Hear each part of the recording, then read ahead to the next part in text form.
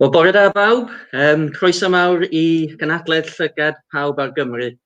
Mae o'n digwyddiad unigryw. Tro gyntaf ni i cynnal gynhadledd digidol fel hyn. Mark dwi, a fyddai'n cyflwyno yn y Gymraeg. And I'll hand over to Gavin. Good morning, everyone. I'm Gavin. So welcome to our first digital conference. It's good to see people saying hello already in the live chat. So please do click in there. Let us know where you're watching us from. As this is our first one, be patient with us. We might be a bit clunky in our links. If your connection drops out, just re-click the link. If our connection drops out, bear with us and we'll get back online as soon as possible.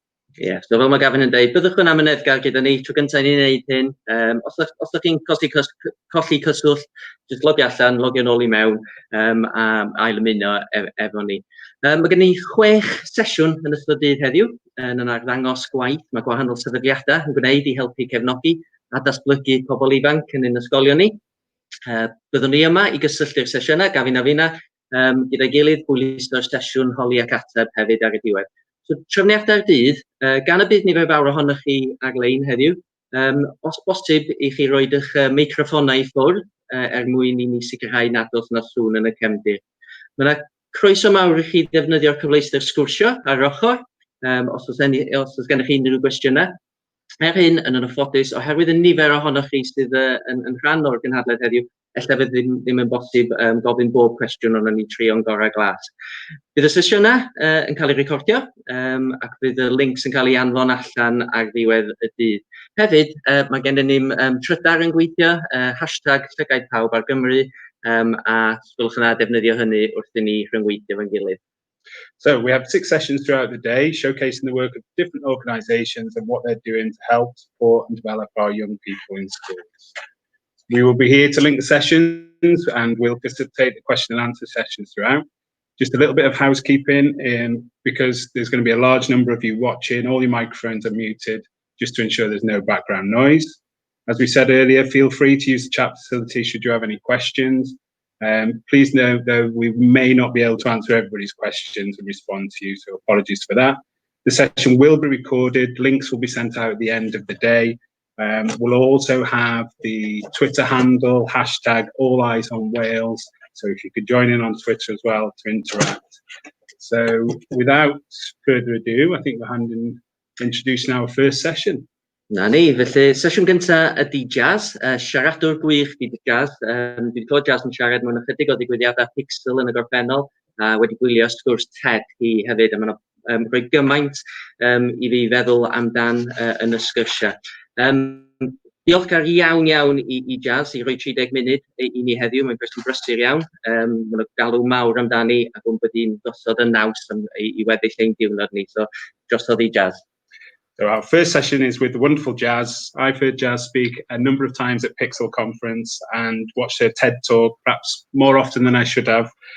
She always gives me loads to think about and helps me remember why we do this. We're extremely grateful for Jazz for joining us today, giving us 30 minutes of her time. We know she's really, really busy.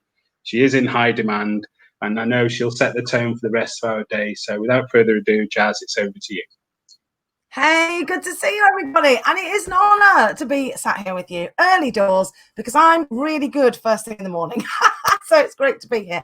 And I'm really excited for the kind of fact that you're taking ownership and being really intentional about your journey going forward. Because lots of people are talking about when we get back to normal, we're not going back and normal is gone. This is something new and different. And when we think about going forward to something, it's a real opportunity to redefine life on your terms in alignment with your why and your purpose, reconnecting with why you came into education in the first place. So while this has been a time of upheaval, I always feel like it's the same storm. Everyone's going through the same storm, but we're in different boats.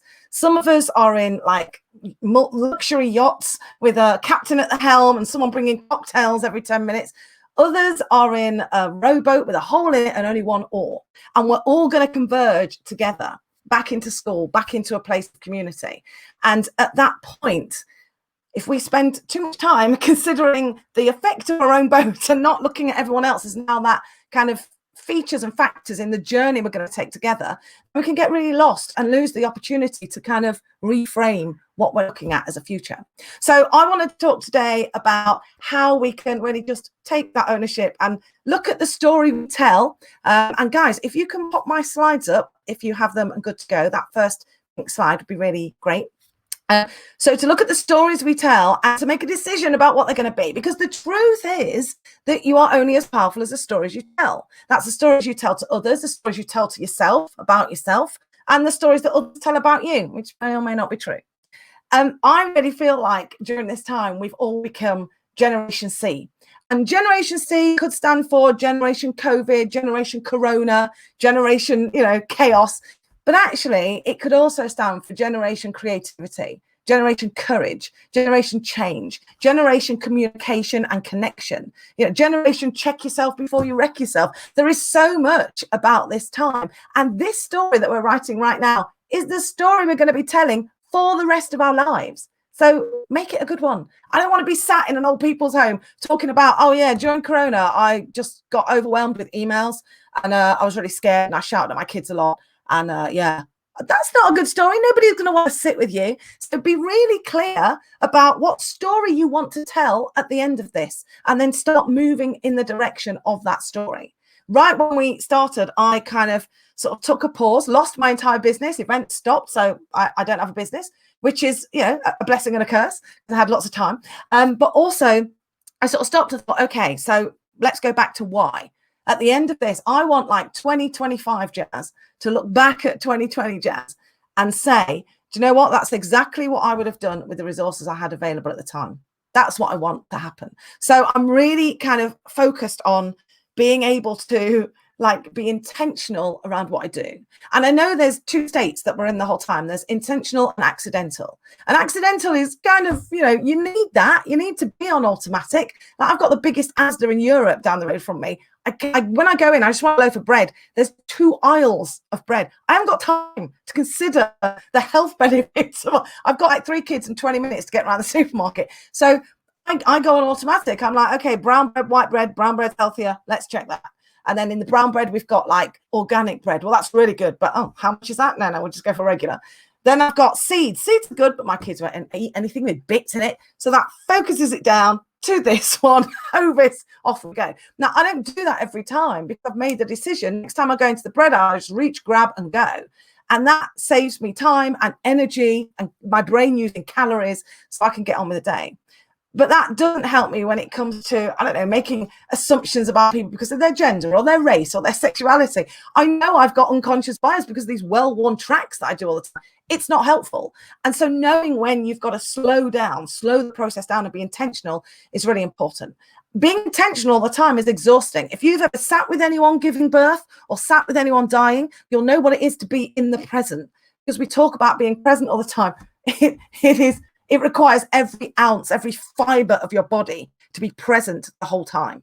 So at either point in the day, at any point in the day, we're between automatic and intentional. What I want to be able to do is turn on intention exactly when I need it. When I'm with my kids, when I'm working with people, when I'm with my team, when I'm connecting with people, intention needs to be the word of the moment.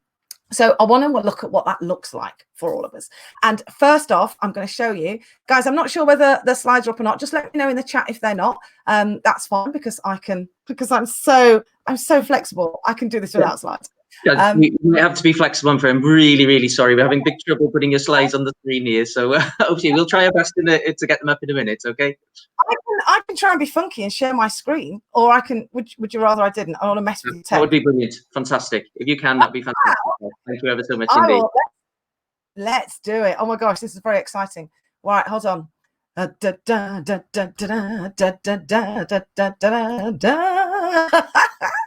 Right. Let's see if I click this button and say yes, and go here. Does this work? No. See, I had so much hope. It didn't happen. Not to worry at all. I'm going to put in our, boys, can you write in the chat? I'm going to say 3 R's, the 3 R's of resilience. And it'd be great if you could put them in the chat for me, because one, I'll forget what I'm saying as I go through, and two, people always forget what they are. I want to talk about the 3 R's of resilience. Okay. Also, the 3 R's of reinvention. It's the same 3 R's. And these 3 R's are responsibility, reach out, and reframe. Responsibility, reach out, and reframe. So I was going to drop those in the chat, and then we can refer back to those.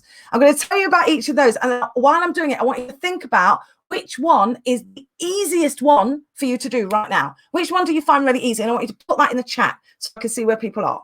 So the first one, responsibility. This is critical when it comes to resilience. And this came from some research that did on children who had had adverse childhood experiences and had gone on in life to thrive, not just survive. Thank you guys. Not just survive, but thrive, be truly alive, and actually go on to driving change. And what they looked at is what was in their life. What was the difference? Some people had everything and then struggled. Other people had nothing and shone. What's the difference? And they came up with, these were the things that they had embedded in their way of being. So the first one, responsibility, is you take responsibility for what you are responsible for, and for only what you are responsible for. You don't take responsibility for things you have no control over. And if you draw a circle, 2 circles, things I can control, things I can't control, this one's massive. Okay, there's so much in here. The weather, other people's thoughts and feelings, how people think, what they think about me. Everything is in here. What I can control is very small. It's basically how I show up. It's not what happens to me, or it's how I show up. My mindset, my thoughts, my feelings, my beliefs. I can control how I show up. So that's really the biggest thing you can control. And when it comes to responsibility, I really want people to take this seriously. That the teacher that saved my life, that changed my life, knew why they were in the room. They knew why they were there, and they were very careful to protect themselves so they could show up as their whole self every day. So if you know, before we talked about well-being like it was an optional extra. Do you remember? And we'd say, back when we were allowed to hug people and go to Nando's freely, we'd say things like, yeah, I'm doing my well-being. Yeah, I'm having a cake. I'm going to a spa. And we do just enough well-being to make it look as though we believe in it and we're doing it so that everyone else would join us, but not enough to get rid of that crushing anxiety that we might not be enough. And that's no longer an option. That it's not, in fact, it's not even well-being anymore. It's just being. Being is important. So I can always tell how committed people are to actually causing a change, making a difference, having an impact by how well they're looking after themselves.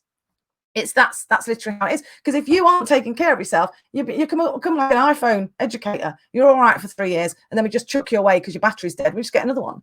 I mean, I work with a school. I worked with 3 schools a couple of years ago. 3 head teachers, brought them off the ground to amazing, right? Off the ground to amazing, which is great, isn't it? It's great for the students, great for the community. Except for all 3 of those leaders, all finished work early, all had struggled with alcohol. 2 of them were on antidepressants. 1 of them got divorced. And I kind of feel like, at what cost? At what cost? Because what we're saying is, guys, children, students, you're important, you're valuable, you matter, you deserve the best. But what if one of those children, because of the input we've given them, go on to study and become a teacher, then become a leader, and then become a head? They don't matter at that point. At that point, they're supposed to sacrifice who they are as a human so that other people can. I don't get it. What, on one hand, we're building people up. On the other hand, we're saying, yeah, when you get to this stage, you don't matter anymore. I want what we say and do and what we think and feel to be the same thing. This disconnect between what people say and do, think and feel, it's damaging. It's undermining your influence. School for me was an amazing place, but in some cases it was another adverse childhood experience because people weren't clear about why they weren't connected with a why. They were doing the day, picking it off, getting anxious and worrying about stuff that they couldn't affect change on right now, which in turn affected me. So when I say take responsibility for what you're responsible for, that's you. You lead yourself before you lead others. Take responsibility for yourself. When we used to say before, oh, I'm so tired, is that because someone is holding a gun to your head and telling you not to sleep? I mean, when I had toddlers, that's like my standard. I'm tired. I mean, you kind of live there. But I sometimes think I could be more responsible. I'm tired, and yet I'll stay up late watching Netflix. So can't have both. Which one do you want? So I want us to take responsibility, and that means having to say to others, okay, what you've asked me to do is going to require 12 hours. I have 4. I think that this is going to give me the most ground and work best in the students' interests. I'm doing this. Any thoughts? That's taking responsibility for what you're responsible for. There's always going to be a rush. There's always going to be too much to do. But you put yourself in a position where you can show up as your whole self, because anything less than that, that's the first thing. So I feel like I've gotten really serious there. But I know what a difference. I'd be dead. I'd be dead if teachers hadn't been able to stand and navigate a steady ship in the chaos. So the second R is reach out. And this is so critical because we're all very, I'll do it myself. And I used to do this when I was a teacher. If I was ill, if I was off, I'd be like, oh my gosh, if I'm off, everything will stop. My children, my poor children. It's like I was in a Brecht play. My children, what will happen? Well, I'll tell you what will happen. Someone else will come in and take care of them. That's what will happen. So but I got into my head this story of like, I have to do this. I have to do it myself. I have to be there. And this idea of reaching out means when you need help, you make a request. And if you don't need help, then you offer to help someone else. I think a lot of the time we try and do stuff ourselves, especially in school. It's like you're the only teacher, the only school in Wales that has to deliver this content under these circumstances. Or is it the fact that every school is in the same boat? And what would it take for us to just get in our cars and drive down the road and go, okay, guys, so you do this bit, I'll do this bit. It's because we feel like we're in competition. We feel like we're being judged all the time. That drives us away from true collaboration and towards letting fear drive our bus. Reach out, go beyond what you believe is possible, because we all have this kind of vision of what's possible to do. And actually more than that is possible. So let's get out of our own perspective and look at the perspective of others by reaching out. And the last one is reframe. This is probably the best of all the three. Reframe is about being able to see a situation, and it's the time that it takes between you being on the floor and back up again. So the time that it takes between you being, imposter syndrome is crippling me, I just don't deserve to be how I do, and getting back to a point where you're actually standing in the truth about yourself, that you matter, that you are valued, that you are worthy, that you are unconditionally respected and loved by the people who know you, and that it's okay to be you. Between those. Now, I know for me in my journey, that time has been years, it's been months, it's been weeks, it's been days, it's been hours. It's probably minutes at the moment, and I'm going for seconds. I really want to get to the point where it's over. So these 3 R's are the most important 3 R's when it comes to navigating this storm. Resilience isn't about putting up and shutting up. It's not about lying down. And this is one thing I love about Wales. There is a real feeling of people going, do you know what? This far and no further. I always get this, whether I've been on holiday or been working there or been with teachers from there, there is this feeling of we will fight for the highest good of the people we lead and serve. And the moment something gets in the way of that, we will stand up and say, excuse me, this far and no further. And I really want you to hold on to that. I really want that to be something that you are proud of and you stand for and you show others, because it's not something that everybody has got the stones to pull off. Okay, jump to the next slide for me. Thank you, boys. Well done on navigating the tech. This is a gift. Write this down. Take a picture. Take this link. Use this. Give it to people. I have negotiated it so that it's free for educators. So give it out. Share it far and wide. This is something I do when I'm doing corporate coaching, when I'm working with CEOs, executive coaching, I guess. And it's very much around how do you kind of find your own voice, and more importantly, discover the voice of others, so that when you're communicating, you can meet them where they are. And this is the key thing. Rather than before we'd expect students to show up and be where we needed them to be so we could take them forward. But this is about meeting people where they are. And it's kind of human hacking. It's so good. And I know you've been subjected to personality tests, to Myers-Briggs, and sometimes you're a gorilla, sometimes you're a colour, I get all that. But this is in 2 parts. It's about you and then about others and how you feature in that. So if you go to this link and take this quiz, it will tell you what it's like to be on the other side of you. There's like a series, it's like Netflix for you. It's like a series of 16 2-minute videos that tells you what it's like to be on the other side of you, what you're like under extreme stress, how you can navigate relationships and communication with other voices. It's so powerful. It's so powerful. So go and take this assessment and then have a look. I'm going to let you know what these things are very briefly, but the assessment will give you the clearest idea.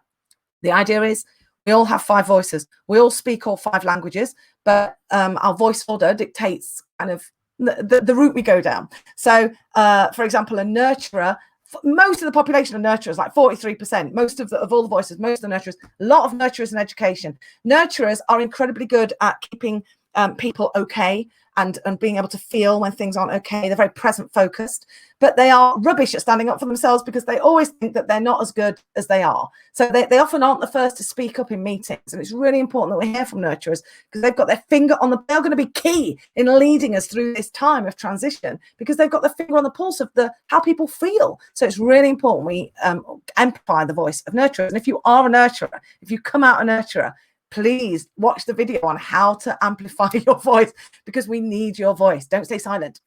The next one is creatives. Well, these people are incredible about visioning the future. They're going to go off into one because we're everything's being up in the air and being changed. They're incredibly good at that, of visioning and values.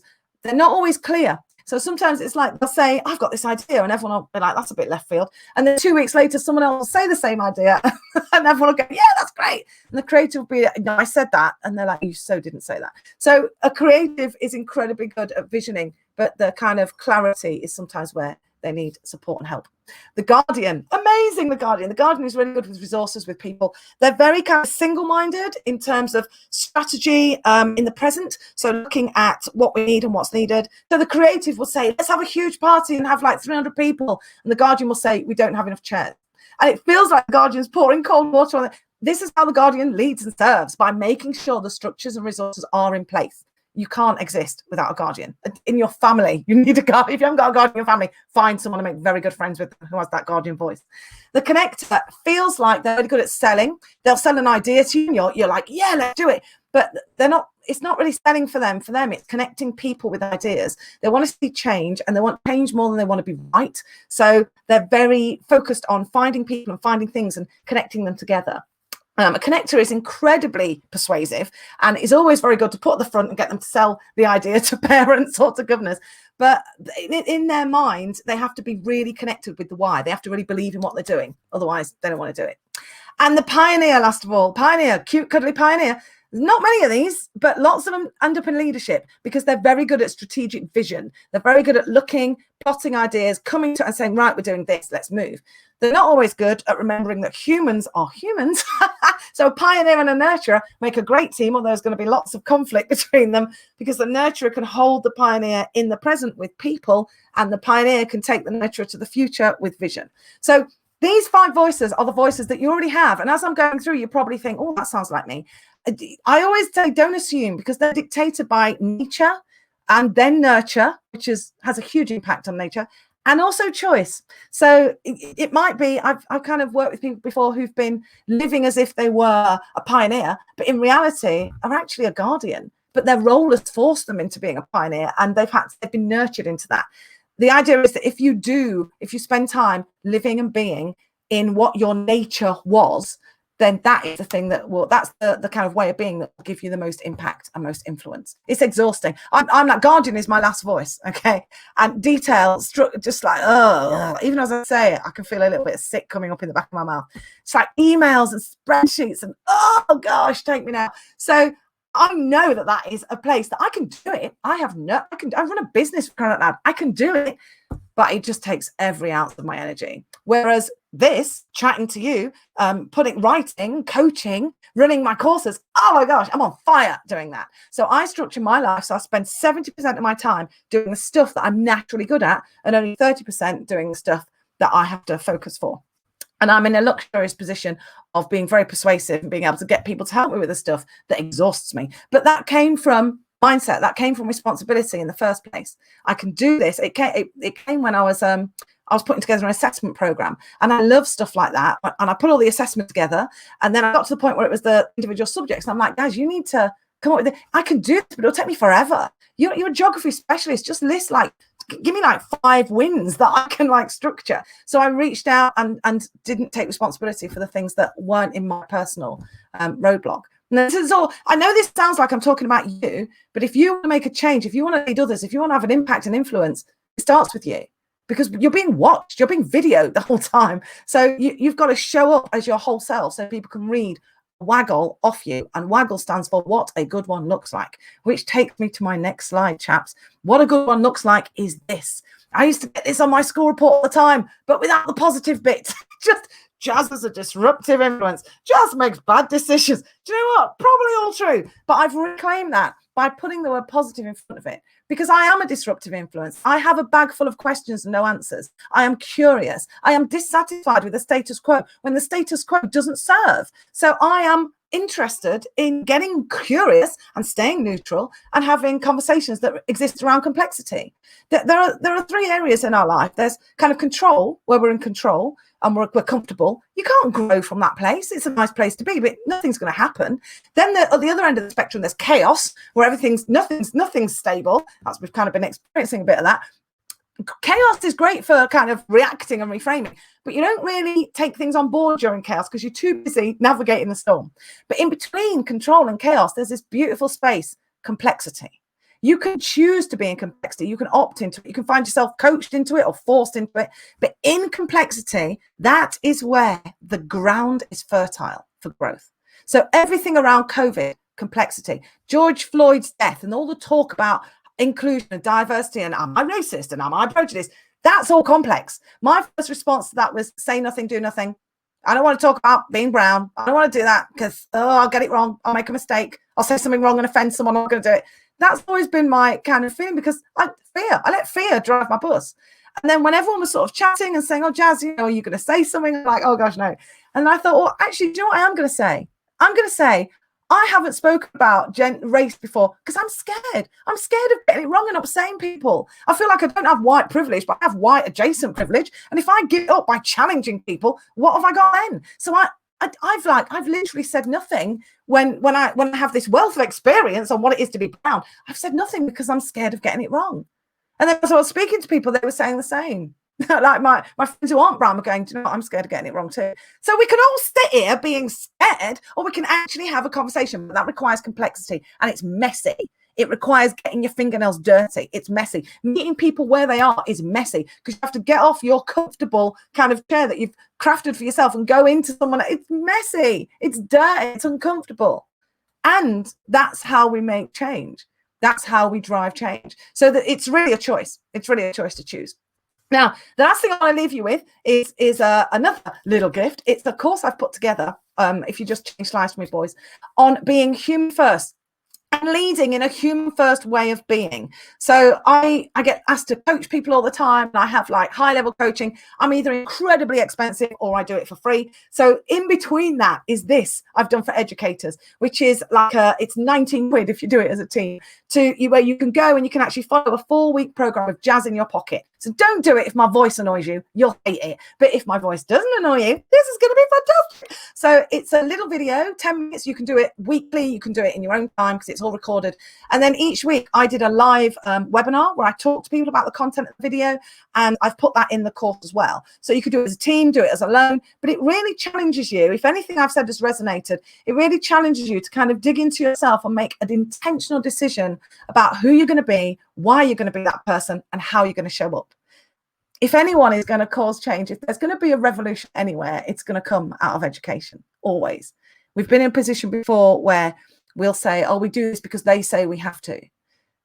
You know, at the moment, the most important thing you can do is be authentic with the people you work with and with your students. Show them that you have navigated chaos too. Show them that you were scared, you didn't know what was going to happen, because that's where your students are. And the kindest thing is not to hit the ground running with the bus stop method for long division. The kindest thing is to show up as a human and meet people where they are. That's the only reason I made it. So I implore you to take care of you, to meet people where they are, and to remember that you can't do it on your own. You're not designed to be doing it on your own. Draw on the resource around you, the people. Start with the people you like, and then you can move to the ones you don't like. If they've got a skill, if you're a creative and they're a guardian, doesn't matter whether you like them or not, use them. Connect with them. But start from where you are. And remember, this story, your 2020 story, the one you'll be telling forever, you're writing it now. If you don't like the way it's been going, if you feel like the chapter has been a bit drab, if you feel like you've wasted words, then start today. Because today you can change the story. You're holding the pen. It's your story. So tell a powerful story, one that you're going to be proud to tell in the future. There we go, boys. Bit of inspiration and motivation for the morning. Yeah, a perfect start to our day, Jazz. Sincere thanks once again. As I said at the beginning, we know you're really, really busy, so it's been fantastic having you join us today. There were a few questions coming through, but we'll feed them through on Twitter and things. Feed them through. We'll I'll be share on all Twitter the later. slides, and that's amazing. So once again, Jazz, we'll let you go, but thank you so much. Thanks, fellas. Take care, guys. Have a great day. Jazz, diolch yn fawr. Wel, sesiwn profloclyd iawn gan Jazz yn fyna, ffantastig, diolch yn fawr iawn I hi. Wel, nesa, mae gennym ni Dr Claire Taylor a Nina Rundle o Brifysgol Glyndŵr.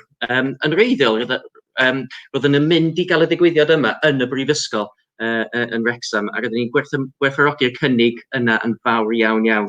A da ni'n edrych ymlaen i'r cyfle gobeithio yn eitha agos, lle allwch chi croesawu ni mewn person i'r Brifysgol. Byddant yn siarad â ni ar gwaith cenhadol dineseg maen nhw'n wedi bod yn wneud, a sut gyda nhw sefydlu fframwaith I helpu ysgogi newid yng Nghymru. So diolch yn fawr iawn I Nina a Claire am ymuno efo ni.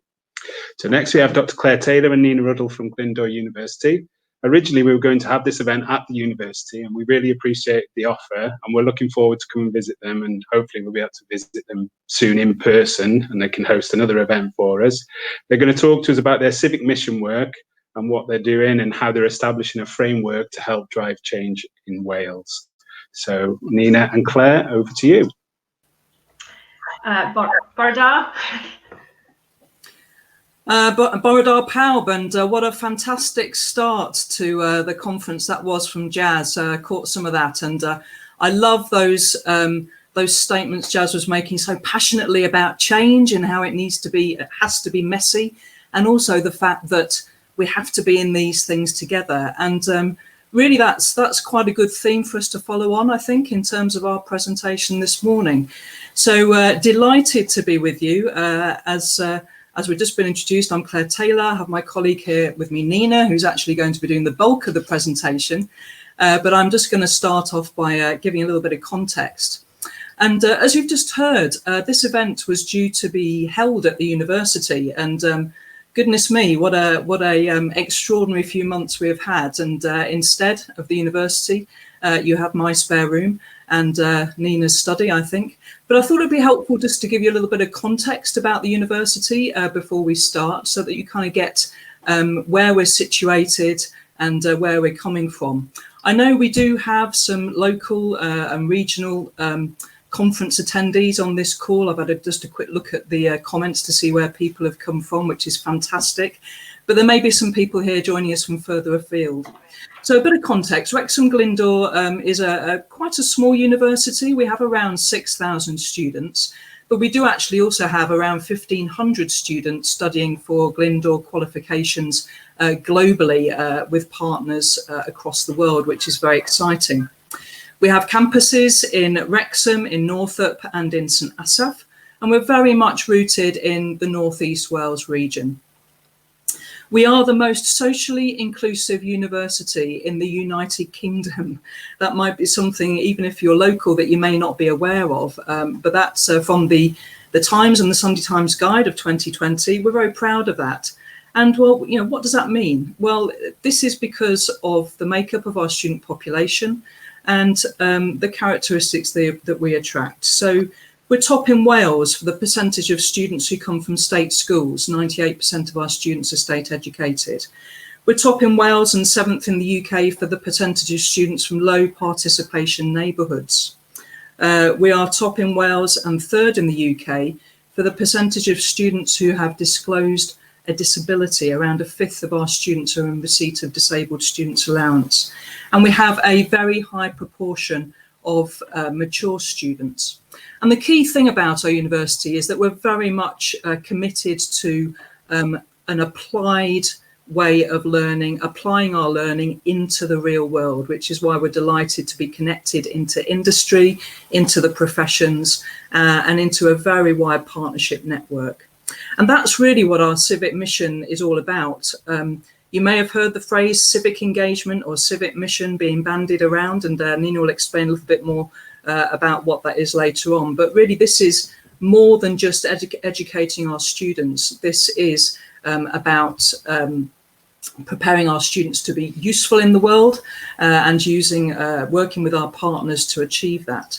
So the kind of focus of this conference around showcasing the new curriculum, and particularly focusing on ethically and globally informed citizens is really the focus for our presentation this morning. So I don't know if we're going to go to the slides. Nina, can we see those? Yeah, I'm sharing them, I think. Yeah. Okay. They're there. Can you see them? No, but that's okay. Gavin, can everyone else see them? Not yet, Nina, but I can share them from mine if you like. Okay, yeah, I'm going through them here. I just Okay. Okay, small little pause while we just get the visuals. That'd be great. the wonders of IT. Fantastic. So if we could just move on to the skip on and then on to the next one, that's great. We just pause there for a moment. If just a quick outline of what we're going to cover this morning in the next half an hour. I'll give you a little bit of information in a moment, exactly who we are. I've told you a little bit about the university. What is our civic mission? Nina's going to take us through what our goals are here. What are we actually doing and who's working with us? And also the big question, our role and how can we tackle social inequality together? We are going large with the problems that we want to try and tackle. Great, if you could move the slide on, that'd be fantastic. So there we are, there's me and Nina at an event that we were hosting, I think it was last year sometime, with our 2025 partners. Myself, I'm grounded in education. I've been working in universities for a while now, but my first career was in schools as a primary school teacher and head teacher. My other role at the university is as Professor of Education. And I am totally committed to the power of education to transform, particularly opportunities. And I think as a university, that's at the very core of what we're about. It's about providing opportunities perhaps for those who wouldn't normally be able to access them, hence our widening access angle and the fact that we are top in the UK for social inclusion. So I'm actually going to hand over to Nina now, who will introduce herself as well, and then she'll go straight into looking in a bit more detail around what our civic mission focus is. Thanks, Nina. Thanks, Claire. I can just see my deck of slides, so I'll just talk through them, and hopefully Gavin and Gwion are taking us through those slides. So we just keep on this one for a minute. My name is Nina Ruddle. I'm Head of Public Policy Engagement at Wrexham Glyndŵr University, and I've got a very privileged position, really. I lead the civic mission strategy for the university with Claire, and I think it's what we really care about, and why I'm passionate about it is that I've had roles in public services, people and places, and actually how we focus as a university our resources and assets to making a real difference in our communities, using our research, our academics, but also our resources in the sense of our facilities. What I want to explain is sort of my background, who I am. I've led policy in Welsh Government, worked regionally across North Wales in lots of local authorities, delivered big, significant change projects around procurement, and worked in local authorities to change the way that people and places connect, and actually how people, places and public services is what I care passionately about.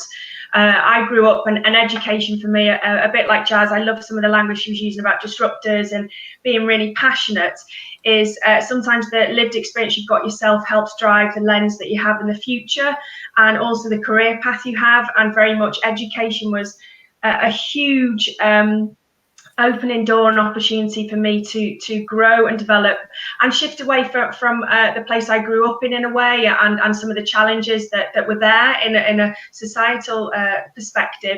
And the work I do now with Claire is really to reconnect public services with communities, and we collectively tackle these big challenges together that we know are all out there, particularly in the times we're in at the moment as well. So yes, so that's it. If we could move to the next slide, guys, please.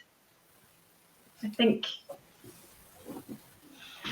So what I'm going to go on to explain now is that moving forward. I'm just going to, there we are, perfect. And then again, forward, please, guys. what I'm going to explain now is what is civic mission, because I think we do band this word around. And I just want to explain the concept of what that is and what we're trying to do. Civic mission is really about engaging in learning beyond the campus walls. So how we are useful beyond the academic community. So actually looking at the services and things that directly benefit our communities and how we work together. So it's really rethinking the role of a university in the sense of, and Kirsty Williams as Education Minister for Wales has really flagged that with the Civic Mission Challenge she posed to universities to say, actually, we really need to rethink the way that you reconnect to your places and spaces in the world. The view is of universities that it can be quite cynical. It's all about bums on seats and the core business of education. And education is our core business, but actually there's a lot more that we can offer and give and work with some of the most complex challenges in society through the words like co-production, co-creation, and really rethinking our space and place. And as I say, using our resources and assets in a far more sort of effective, connected way, grappling these big challenges, as I say, that then the complexities of what we're all trying to do, because we know complex problems like social inequality, like poverty, like community cohesion and diversity in communities, we know that those are really complex social challenges and they need collaborative solutions. And we think we've got a space and a place as a university where we can really help support that thinking, that bringing together and working on some of the collective solutions as a joined up way. The Civic Mission focus, just to give you some context in the UK and in Wales.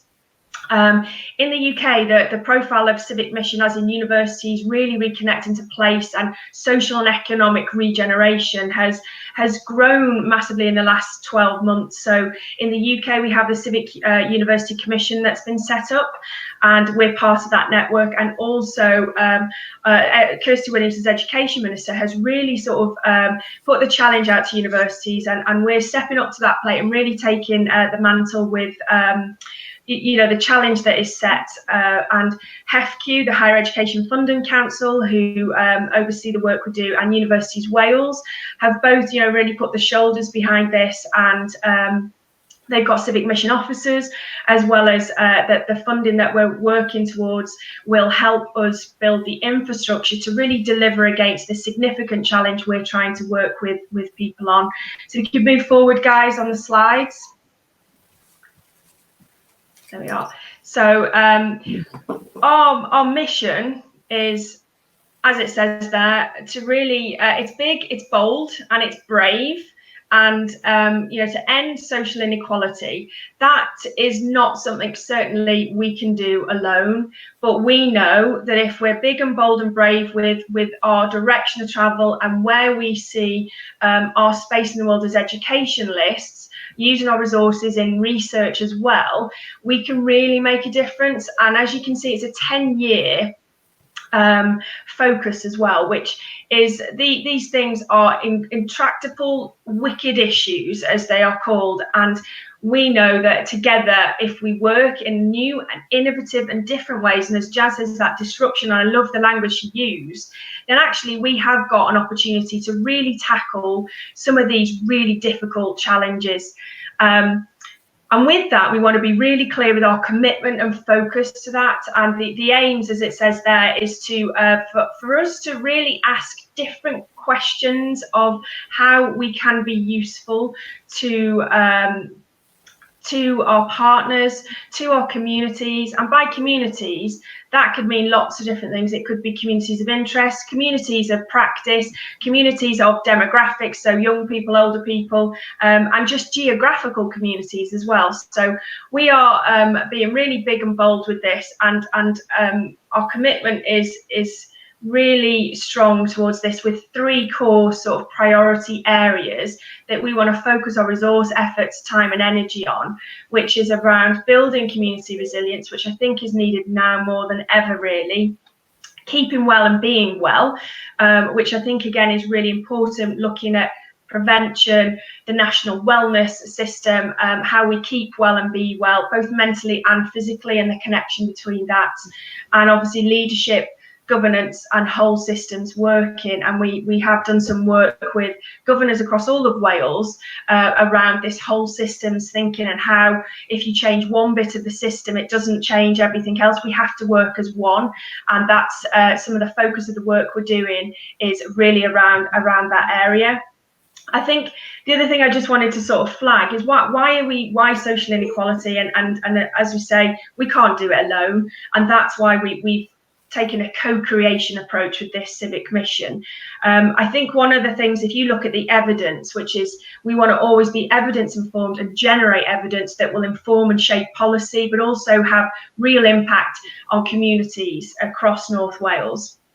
And if you look in North Wales, there's over a third of our communities, just under a third, are within the Index of Multiple Deprivation, which is a measure in Wales to look at communities in deprivation, looking at things like income, jobs, education. A third of the communities in North Wales are actually under a really lower on that index of multiple deprivation. And we know in current times that if you live in a more poorer area compared to a more affluent area, you're twice as likely to die from COVID. So that's really starkly presented that inequality in a real sort of current time of what we're trying to deal with. And equally, if you live, some of Public Health Wales data is, if you live in one street in North Wales compared to another, you can die 13 years sooner than somebody else that lives a few doors down, just because of the social determinants of health. And we know that working together, we can do things that will actually help prevent and end some of those challenges around the things that cause inequality and the root causes of them as well.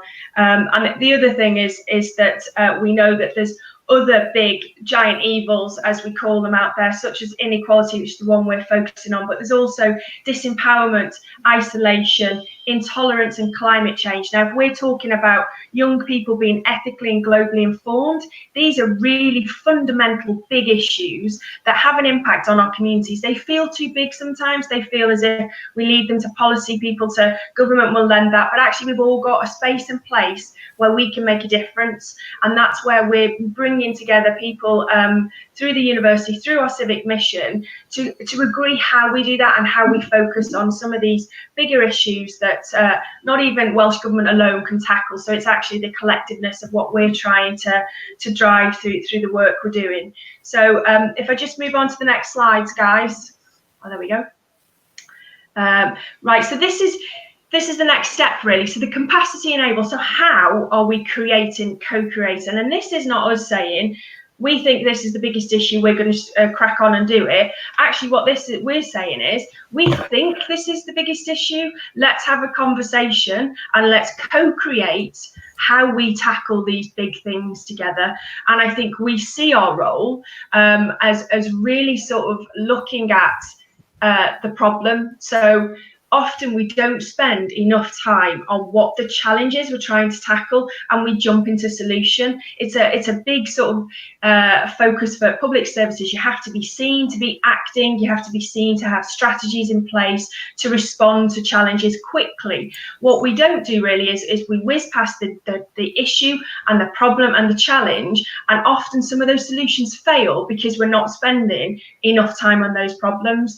And we see our role to really hold people on that challenge and the problem, understand it, reframe the questions, and actually what evidence would we need in order to change and shape the future, as well as then looking at redefining that, developing testing, and then delivering new projects, solutions and challenges that are evidence informed, that will actually create solutions for our communities around big things like social inequality, that will really have an impact across our region of North Wales. So I think the way that we have co-created it is we're looking at it through 3 stratas, we're calling them. And we've started a conversation with leaders across all of North Wales, public, private and third sector, where we've asked a number of questions to say, do you recognise this challenge? Can you work with us on this? What is your feedback? How can we shape this together? So we're going through to leaders with a conversation, and it is very much a two-way thing. This civic mission will constantly be evolving, which is exactly what it should be. It should be agile, it should be responsive. And those questions will frame the direction we take with this civic mission. Then the next level, and not one level is more important than the other, so we're calling them sort of stratas, I suppose, is the professionals that work with those leaders. So how mapping projects so that we don't duplicate, supporting and understanding the landscape across our region about the challenges we're all tackling with, and bringing those things together under that umbrella. And then the other sort of piece of the jigsaw is fundamentally important for me, is actually how do we engage communities in a conversation about what's important, what matters to those, and that is communities, as I say, of young people, geographical, practice, interest, and professional communities as well. So we are focusing on all of these areas and opening up conversations and asking questions, and sometimes not having the answer, but that's a real positive place to start and explore how we can actually work together in a really effective way. One thing I wanted to move on to then is then what are we trying to achieve with, so what is start with the end in mind, which I think is the overarching, we have got an end in mind, which is to end social inequality. That is big, it's bold, but we've got a really brilliant framework in Wales called the Future Generations Act. For those people that don't know that, I'm sure there's many that do. The Wellbeing and Future Generations Act, we are the first country in the world that has legislated for sustainable development. That's really fundamental, I think, for informing that for purposes within the curriculum of being ethically and globally informed, to know in Wales that actually we've got groundbreaking legislation, and there's lots of other brilliant legislation that Welsh Government have done, but this one particularly is fundamental for driving the framework and the direction of travel of everything we do at the university. It's set up with 7 wellbeing goals, which you can see on the wheel in front of you, but also has 5 ways of working. So we have a Future Generations Commissioner, again, only one in the world, and we have the 5 ways of working, which is effectively the way that the legislation is set up is to bring lots of partners together in something called public service boards that develop wellbeing plans that are really grounded in community conversations that will actually allow us to respond to all those 7 wellbeing goals within a real new partnership approach in the public service boards. We are part of the public service boards in North Wales, but that overarching framework of the 7 wellbeing goals is very much at the heart of what we're trying to achieve. And more importantly, and that's where I think our role and how we work, our behaviours and coming together is very much grounded in the 5 ways of working, which is prevention, long-term, integration, involve, and the other one eludes me, collaboration, and that's really at the heart of what we're trying to do around the civic mission work.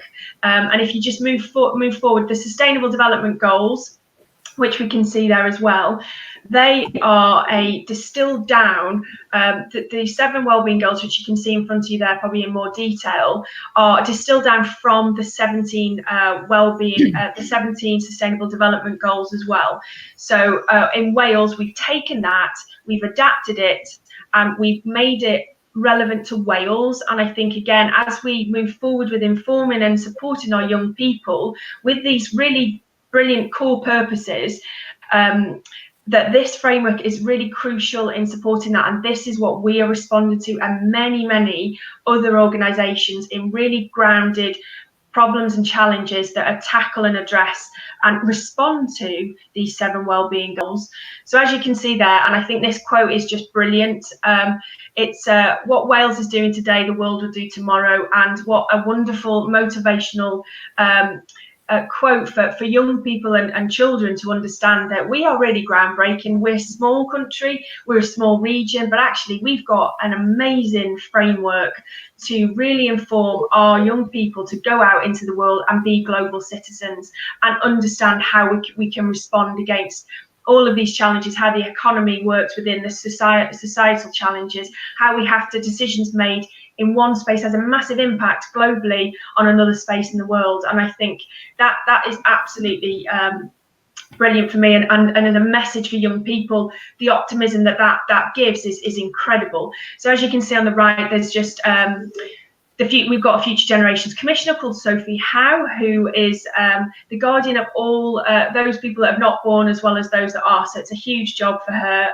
and she is the Wales Audit Office also supports her in that work and makes sure that the wellbeing plans that are developed are actually really responding, and they challenge that people are responding to the wellbeing goals. We've also got the Welsh Language Commissioner, the Children's Commissioner, which I think is particularly relevant here.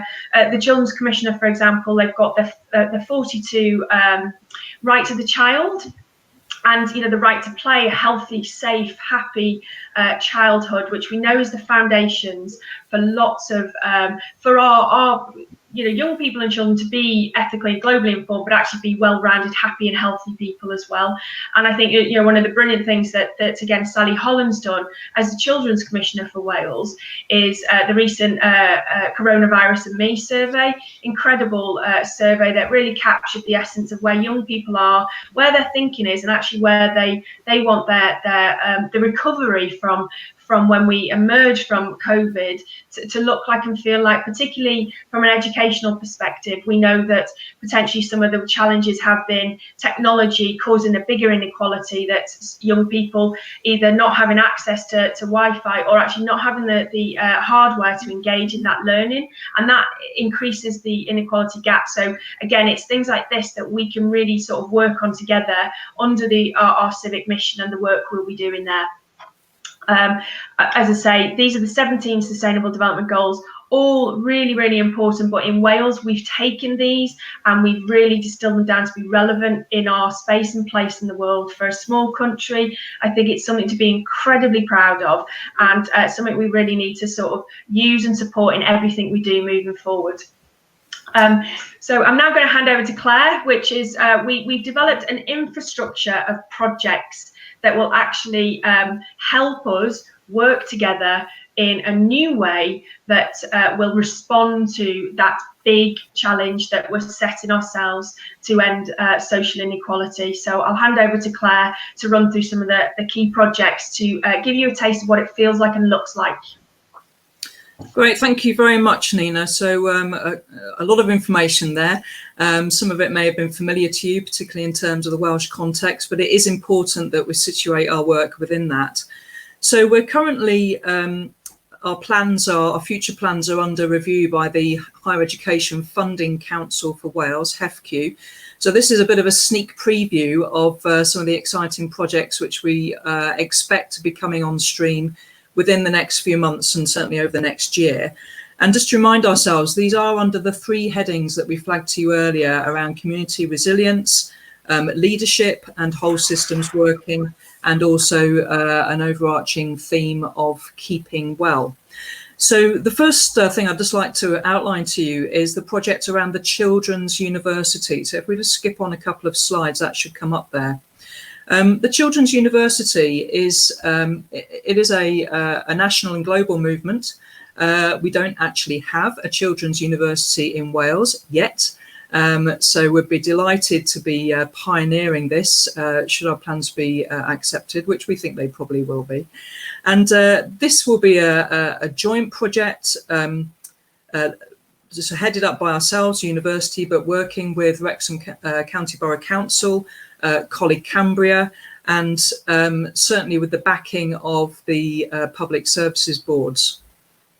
We'd be looking at piloting in year one, starting hopefully in the next few months, and then building a consortium with wider partners. And that's not only educational partners, but also partners from across public services, from industry, from the professions, from the private sector. And this is all about supporting young people and their families to engage in a broader view of learning. So coming back to this sort of, globally ethically informed citizens theme that we've been focusing on. Students are issued passports to kind of validate extracurricular activities that they've been involved in. There are all sorts of exciting things around the Children's University, like sort of graduation ceremonies, coming together around sort of collective projects. But it's really very much about bringing people together within and across communities and developing those higher levels of resilience that we want to see. So this is a significant project which lots and lots of people can get involved in, and that might be something that you'd be interested in more information on in due course, and would encourage you to get in touch with us if that's something that you do want to be involved in. The second project I want to talk to you about is really around the whole issue of leadership, governance and whole systems working. So if we just move the slide on, one of the things that we're looking to fund as a university, and again with funding from the Higher Education Funding Council, is the North Wales Public Services Lab. And this will be both a physical space, but also a network where we bring people together to focus on projects, to look at working cross systems. So it's not about working in silos, it's very much working collectively and collaboratively to kind of break down some of those barriers which sometimes we unfortunately put up ourselves, but also taking very much an evidence-based approach to change, to what works, to what we might be needing to do together to leverage change within our communities. So there will be research foci around this, but very much applied research. As I said earlier, we're a university that is about applying what we do and making sure that what we do is useful in the real world. So we're looking at bringing some research resource into this, but it's very much about connecting all sorts of different networks which we know are springing up around us, have been established for a long time, and bringing some things together.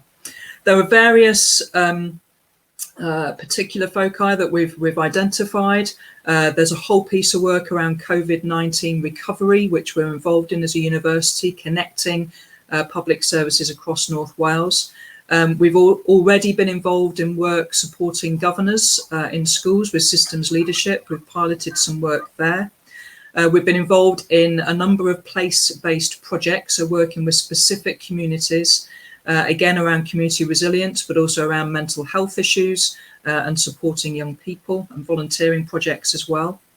And also working around projects like very much linked to health and well-being, tackling issues around social isolation, fuel poverty has been another project that we've been very involved in, and of course inequality and access to education, which is the very heart of our university mission as well. So a space and a resource to bring a lot of that together, and also to develop some really good thinking and some evidence-based thinking about what's working and what the direction of travel will be. And then the third area is all about keeping well, and I'm going to hand back over to Nina, who's going to just outline what that means in practice as well. Thanks, Nina. Thanks, Claire. Can you skip the slides on, please? So the other third area where we're going to be focusing and targeting our resources is keeping well, and there's two sort of core projects that we're part of. The first one is some of you may have heard of social prescribing, which in a nutshell is how we develop a new model for health and well-being that's less focused on the paternal medical model, where we'll always go to the doctor for everything and anything. Actually, it's about how we create a new system that supports people keeping well and being well, and connects people to perhaps more of the community and social assets we have, rather than the GP being the gatekeeper for everything, because that simply the system is very challenged and under a lot of pressure. So how do we support that? And I think in the current climate, that's probably really evolved and developed with the volunteering movement that's been created and the support for that. So we lead the community of practice for social prescribing with Betsy Cadwallader University Health Board across North Wales, and that's bringing together hundreds of practitioners that are working in this new way and supporting them with education, funding, looking at impact and evaluation research, and the real principles of what social prescribing actually is, because we know that this type of approach and model will actually be the future of the national wellness system if we move, and that's the words of Sophie Howe, the Future Generations Commissioner. How do we build a national wellness system that supports our national health service? And I think we're very much at the heart of creating that approach across North Wales. And that is supporting us keeping well and being well. There's massive opportunities for young people, again, for that service to be of benefit to young people and children, but also to understand the complexities of trying to build a whole new sort of approach and system to health and well-being. The other project that we just wanted to showcase or share with you is also we have just launched and will be the first trauma-informed university, a pilot project with Public Health Wales and the ACES Adverse Childhood Experiences hub that's across all of North Wales, where we really understand people that have been through trauma and actually support the right structures that will support and understand how trauma affects people and how we deliver and support those people both within the university but actually within our wider community as well. So we'll be working in its broadest sense of being trauma informed as a university, but I think obviously huge opportunities to work with schools in that space as well, supporting teachers in that space, but also young people to understand, again, if we're looking at globally and ethically informed citizens, for young people to have an understanding of what that is and the impacts. That's really key, I think, to developing a kindness in society, which again is a word that Jazz used, that's actually crucial to sort of drive those 4 purposes within the new curriculum as well. So that's something we're really excited about, and we're starting with that project as well in the very near future. So next slide, please. Okay, so it's how are we going to achieve all of this? Because it's a big, bold, brave, and I think it's brilliant that we are being big and bold with this, because it allows people to actually engage in conversations with this. Some people saying, well, good luck with that. Others are like, absolutely, we're with you. So, you know, we've engaged lots of different people. For me, it's about a real clear clarity and direction of purpose, which I think we have set and we will set with everyone and all our partners around there. I think equally the UN said action more than words is the hope of our future generation. I like that because I'm a very sort of active person that likes to get into it, but you need the evidence and you need the heart, you need the stories as well to shape the action that we take together. And I think that's what we will be doing with the projects, the Children's University, the lab, and the Keeping Well sort of focuses. I think, as we know, they're systemic problems that we feel sometimes are too big for any of us to tackle, but we know that they require systemic solutions, and that's what we are going to be enabling and facilitating through the work that we will do with everyone across the region. This is very much about a social movement for change and having a shared narrative with those partners that are actually trying to grapple and work in the same space and tackle the same challenges. So it's really about how we share that narrative in its truest sense, really.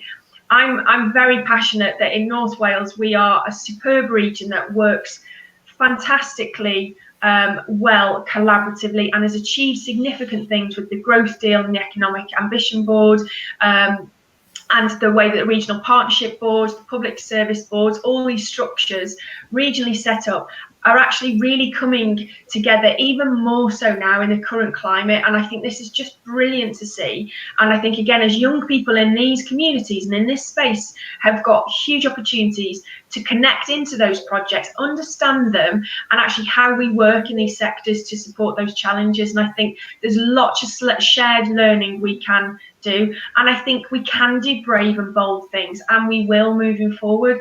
And I think that's so exciting for young people to be hopeful and in connect into is something really important to both, I think, Claire and I and the university. It's also looking at old power and new power, and by that we mean it's looking looking at how this new power of social movements, understanding challenge, working across different sectors and systems to understand the different lenses of people is actually about leadership and how we work together. And that's definitely what we can help facilitate, and actually merge those old powers of being really accountable and quite linear into this new way of thinking and working around a movement for change, which is based on an energy and a passion and an anger of people. That's a space where we can really support that work. And I think I just wanted to flag that there's a brilliant piece of work called The Limits to Growth, which was by Donella Meadows, and Jane Davidson, who actually set up the Future Generations Act, established it within Welsh Government. She was really influenced by this piece of work, and she did a work on systems thinking as well, and how we can really think in a bigger way in systems. But I love that it's about visioning, networking, truth-telling, learning and loving, and that's about kindness at the heart of what we do. And I think we should never forget that. And I think now we've got an opportunity to build perfectly on that. So moving forward, next slide, there we are. This is something I've been reading, and it's about unashamedly optimism for the future, which I think is probably coming through. But I think these principles are something that certainly drives me, and I wanted to share them because I think it's really important to capture the hope that we can have for the future and the opportunities we've got to do things really differently. Again, I won't go through them, but it is really about the future can be better and will be better because we've got some brilliant people regionally. We collaborate, we work really well together. We can do that more, and our space in the world is to support us doing that more. It's engaging in projects that are bigger than yourself, and if our civic mission isn't that, then I don't know what is. And I think that's really exciting. Ideas are to be shared, not protected, and I think sometimes universities are very guarded with some of the things they will share, and actually public services are very open and collaborative, and that's the nature of how we actually grow and change. So it's about really supporting that sharing of ideas.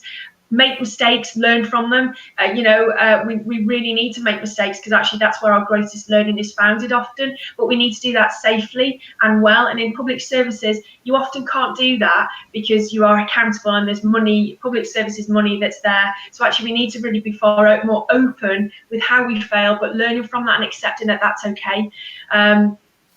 We also need to be defined by what we do, not what we say, or intend to do, which I think this is, for us, the next 10 years, the proof is in the pudding about how we facilitate and enable that. Be an engineer, build, get your tools out and build things together. And that's what's really exciting about the projects we're sort of really taking forward with everybody, and hopefully lots of you that are listening to this today. Be prepared to lose a lot, and I think that's a real sort of that's about resilience, and I think that's about teaching our young people that actually sometimes you do lose, but it's the learning from that that's valuable, and accepting that that's okay, and kicking out cynicism, which I think is and this is by a guy called Mark Stevens, who's a futurist, he calls himself, and it's a really sort of optimistic and hopeful message that if we follow these type of things and support these messages and work in this way, then actually we can make a difference, and we will, in the space in which we live, and make our communities better and stronger. So just moving to the next slide. Okay, so thanks very much, Nina. And well, I'm sure, Nina's passion for this stuff, is infectious. But it's not just about Nina. This is about the whole university. We are committed to this work, and I hope that we've been able to give you a flavour of what we've been about during this presentation today. But again, it's not just about the university. This is about working together, working collectively. I have a phrase that I trot out quite a lot. It's about the power of collective wisdom.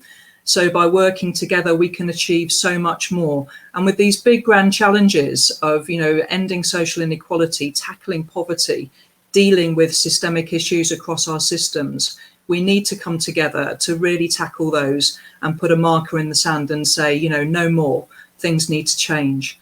So I hope that you've got a flavour of what we're about. And I also hope that you might be inspired to perhaps contact us and hopefully, get involved in some of these projects. If you're interested in things like the Children's University, then drop Nina a line. If you want to know more about what the Public Service Lab might be about, then drop her a line as well.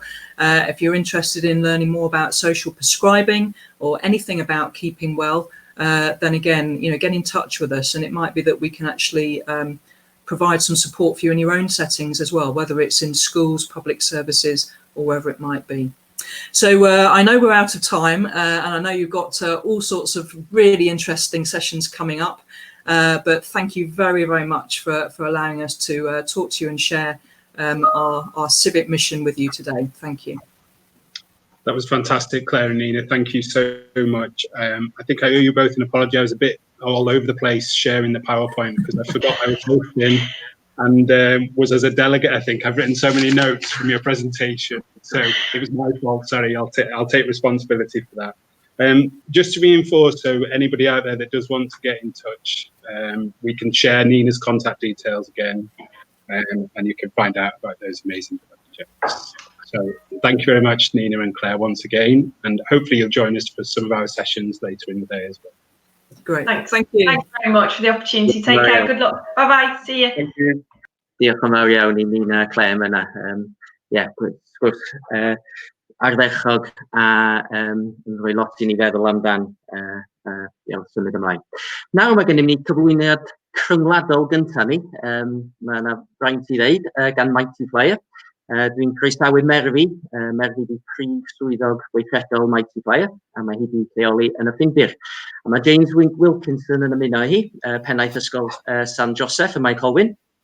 Byddant yn rhannu gwaith maen nhw'n gwneud I helpu plant a disgyblion I feistrioli sgiliau cymdeithasol, emosiynol, a sut y gall Mighty Flyer greu amgylchedd dysgu diogel ac annog lleihau straen a lleihau bwlio. Felly croeso I Merfi ac I James.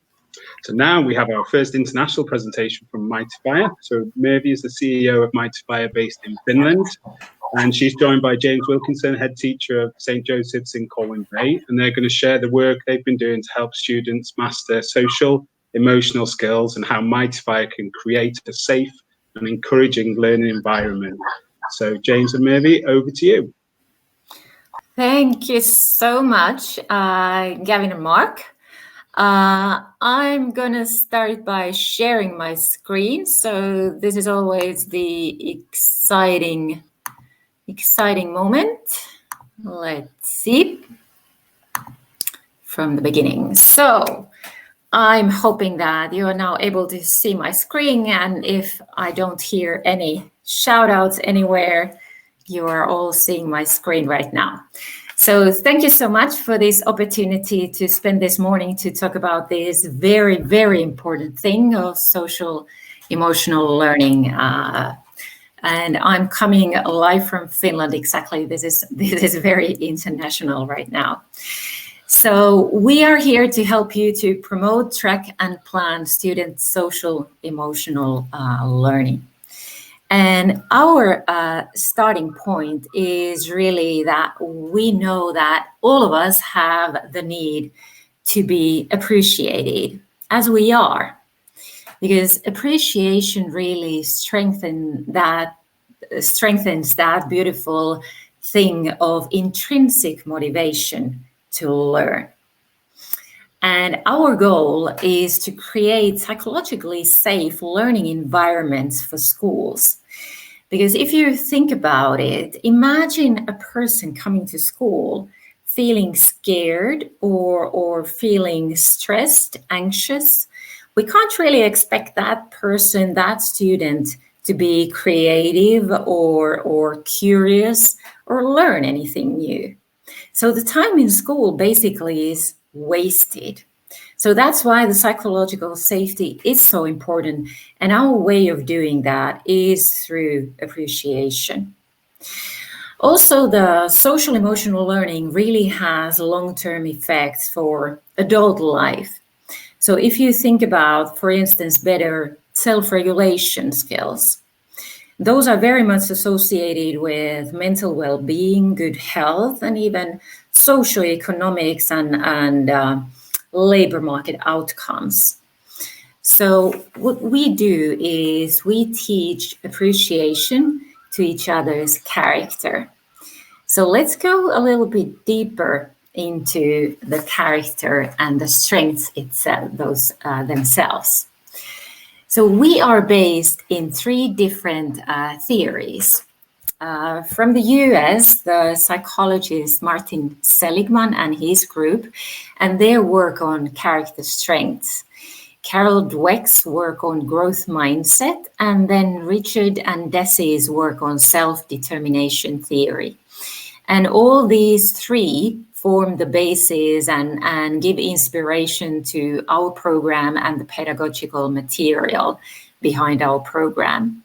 And if I just first touch a little bit about the character strengths, if you look at this list of different 27 to be specific, different strengths, actually we all have these.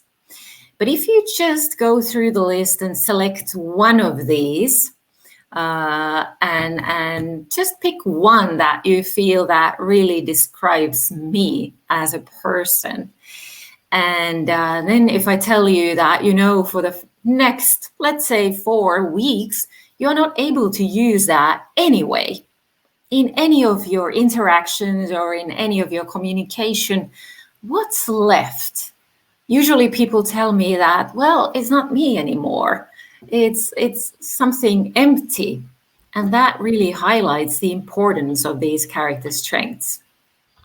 It is sometimes a matter of life or death. So we all have these and they are all equal. So you can say that we use these differently with different people in different situations. And they can all be developed from very early on to the senior citizen point of view. So what you focus on will grow. So if you compare to weaknesses, these are the ones that you should make visible in your classroom on a class level, but also on a student level. So when you talk about these things and make them visible, students also very quickly adapt this language and start referring to themselves with these words and also to their classmates. So they quickly start really talking about these things, and you hear these words also in the classroom and in the corridors.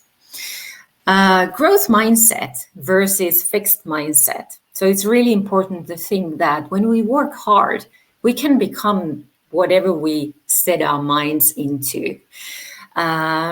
So for instance, there's a lot of discussion that and a lot of research done that especially social emotional skills and growth mindset at a very early age in primary school already, when students adopt the growth mindset, it actually has a direct linkage on the top jobs they might end up going to as adults.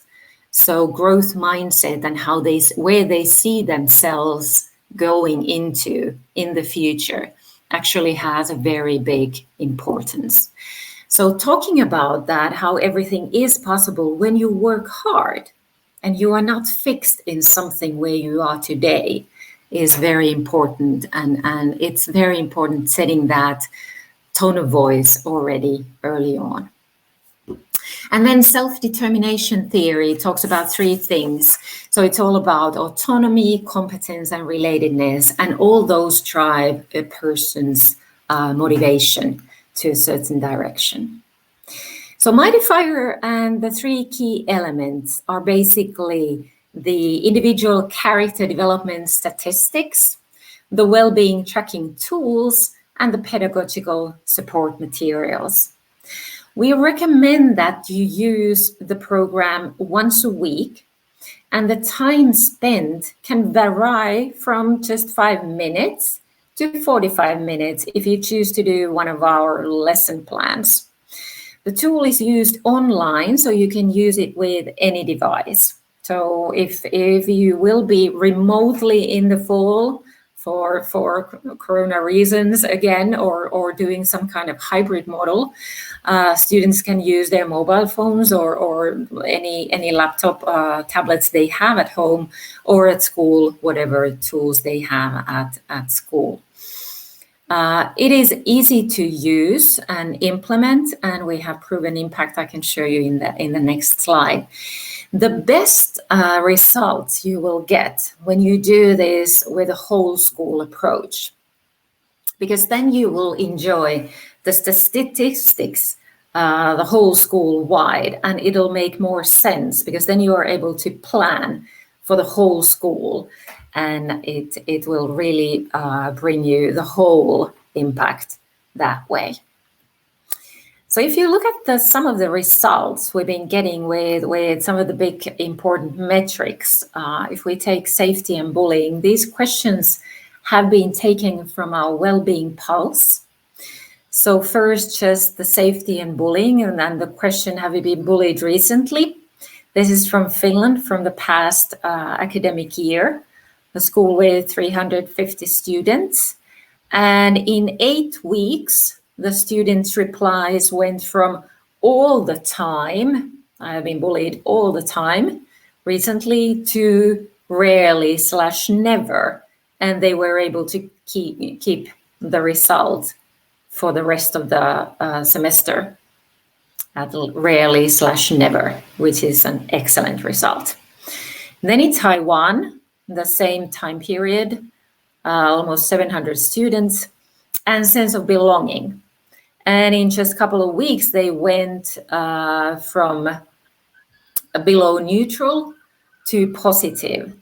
And in here, you need to keep in mind, this is an Asian culture where it's very important to represent your family and always be the best in your class, to always strive to be the best, to be in the best schools and the number one. So it's very important to see that they have this sense of belonging and this class spirit, and they are including everyone. And then finally, in Peru, some very fresh results, a school of 1,500 students, everybody online because they're remote there, this past June. And in 1 week, regarding growth mindset, the students went from possibly I will overcome challenges if I try hard to probably I will overcome challenges. And in Latin America, growth mindset is usually below the OECD average. So this is an excellent result for them. Then just in practice, how Mightyfire can help a bullied and lonely child within just days. So what happens in practice is that if we have a sad child here, the teacher activates the Wellbeing Pulse and the student replies, I don't have any friends. You can see the red result here. And also the student replies, I want to talk to my teacher about the results. And the friends, classmates reply in sociogram, they actually don't pick this child, that they don't want to work with this child in class projects. So there are no arrows pointing at this child. So several alerts for the teacher. And then what you as a teacher can do is find materials from our library. For instance, safety and bullying and positive relationships. So there are pedagogical materials, lesson plans, exercises that you can do in your class to find help. Then just quickly, what are the different elements? So statistics on how the character development profiles look like. So this is the whole point of why the students feel so empowered and what makes them really self-aware, what makes them believe in themselves and their own abilities. Because they can actually follow with these statistics how their creativity, their kindness, their team working skills have developed over the past month or the past year. And what exactly have their teammates, classmates told them? In what situation has my teamwork skill developed? what did I do? So we encourage the children to really tell the situation, what happened, and how it made the other person feel, or everybody else in the situation. So there are these wonderful little stories that you can actually look. And how, when we ask children all over the world what is the best thing about Mighty Fire, they actually tell that it's not that they get the data themselves, but that they are able to give this data to other people. And that's what's also, I think, the best thing about Mighty Fire. And this is what it looks like. So this is just one example. This lad just had his day made. Nobody said I was funny before Mighty Fire. So that's a nice thing to have. And these are the 5 areas that the Wellbeing Pulse measures: feelings and emotions, schools and studying, personal growth, safety and bullying, positive relations. As a teacher, you will see this kind of dashboard from every single well-being round. You will also see a trend line from each individual question. That trend line can also be seen on a school level and also on a district level. So you can follow the question, how are you feeling from the past months or the whole year, how the situation has developed among the students. And the sociogram. So the question for the students is that choose names for the classmates that you mostly want to work with. And students quickly just name the students. And as a teacher, you can see quickly the relationships in the class. I know teachers who do this with pen and paper every Friday, which is quite labor-intensive work. But in Mighty Fire, you can have this saved for you. This is something that students do not see, so it's only for the teacher and a tool for you. And then the library. This is a material that has been designed by Finnish teachers and psychologists. So, and all has been designed before COVID-19. So designed to be used inside the classroom and done with students with you in the classroom and in school. With COVID, we started designing remote teaching exercises. So if you are in need of those exercises, let us know, and we are happy to send those exercises for you. Those are something that we will keep on adding to the library once we reach fall semester. We know already now that some of the schools will continue in hybrid model, and things really vary between the schools all over the world. Thank you so much. This is my part. I will let James continue. I just want to give this hint. We have these strength diplomas on our website. They are free for you to download. There's 27 different ones on each of the strengths. It's very easy to print these, and you just write the student's name here and the date and your signature and hand them out. In Finland, they were downloaded for approximately 100,000 students this spring. And so almost 100,000 students were made extremely happy and given credit for this extremely difficult spring this year. So thank you very much from my part, and looking forward to a lovely discussion. Thanks, Mervy. Can you keep sharing your screen, Mervy, and I can through my slides? Is that possible? Yeah. Yes, it is. I can continue. So just tell me when to switch. Great, thanks, Mervy. So, so I'm just going to reflect on our work with Mighty Fire so far. So, as Mervy said, I'm head at St Joseph's in Colwyn Bay.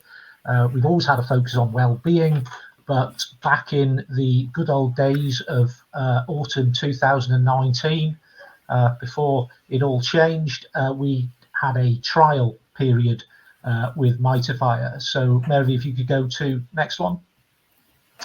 So we obviously, with any trial, we had to weigh up the advantages we could see and the negative aspects. So we love the well-being measures and the sociograms, which I'll go into a little bit more later on. And we like the idea that it could make things better through discussions with individual pupils. As any head and anyone in education will tell you, the main negative was the fact that we'd have to spend some money, and we didn't have any, and also that it would give teachers something else to worry about. And let's face it, teachers have got enough to do. And finally, that we were looking at the Kiva trial with Bangor and Gwert. So we made the decision actually at the time of the trial that we weren't going to go ahead. That was in the good old days, as I said. So yeah, next slide, Mervy, please. Yeah, so then everything changed. So obviously the Kiva, which was a similar sort of thing with potentially with improving bullying, pupil well-being, social skills, and so on, that was obviously delayed and cancelled. As I said, we'd always known that well-being was number one, but if ever it was only going to be any higher, it was as a result of lockdown. So we made a pretty simple decision, really, at that stage. Then we'd seen enough that we liked in the trial, and we decided to go ahead and roll it out throughout the whole school, in the hope that we perhaps saved enough money on electricity and pencils by having no children in the building to cover the cost. We shall see if that was true when the accounts all start coming together. So next slide, Mary, please. So yeah, we had to. So there's quite a challenge, and obviously we've all got used to staring at screens. And this version today is a different version again. I'm finding it very, very impressive at the backstage area here.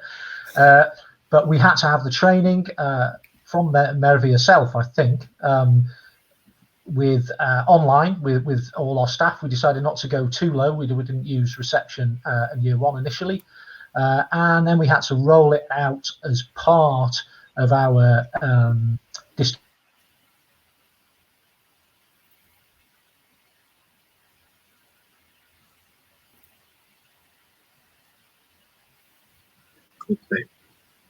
Hi. Right, we seem to have lost James there, just as you were saying how good the technology was. He's here. So maybe just while we see if James can reconnect, one of the questions that has come in is, and James has mentioned Kiva as well. So if you were a Kiva school, because we do have a few in the North Wales region, would Mitre Fire and Kiva complement each other? Yes, actually. So Kiva is also a Finnish program. And Kiva's goal is really on reducing bullying. So it is an anti-bullying program, and in many schools we are working together because we are really there to make sure that bullying doesn't even exist, and they are there to reduce bullying. So we usually go hand in hand pretty nicely. Okay, that's good to know, and I'm sure lots of our schools will think that message is really important. Sorry, Mark. I just noticed here as well, Dilwyn has come in with a comment earlier on saying that it's becoming increasingly prevalent that how the four purposes sets the curriculum for Wales apart from its predecessors. Focusing on these will guide us through these troubled times. And one thing that's certain from all the presentations so far, including yours, is the importance of those four purposes moving forward. Just thinking off the top of my head here, you know, healthy, confident individuals, ethical, informed citizens, and that fits in really well with what you're talking about here. And we think James is back with us. Sorry, somebody turned my internet off, I think. Okay, really sorry about that. So yeah, distance learning, and we had the training, and we rolled the program out and tried to access the students at home at that time. Okay, next slide, Mary. Thanks. Thank you. So obviously, what Mary's explained is it gives you a really clear picture from my perspective as a senior leader at school level of where your school is, how people are feeling, which gives you an indication of all the things we're obviously thinking are going to be our main priority under the new Welsh curriculum, and obviously as we come back now after lockdown of how students are feeling. So I really like the clear data it presents, showing over time, and obviously then also within that you can see dips, strengths and weaknesses in that data. Okay, next one, Mary. We were able during the home learning, distance learning time to track things like attitudes to challenge and that how people were feeling, and then through our use of Teams conference calls with students or Google Classroom, we could direct the learning and the well-being focus to address anything that we were seeing in the weekly data coming from classes. So that was really useful during that period of distance from the students. Okay, next one, Movi, thank you. And again, obviously, I suspect a lot of you, if any of you have been involved with the distance learning, a big thing is about that engagement of pupils with their learning while they're online.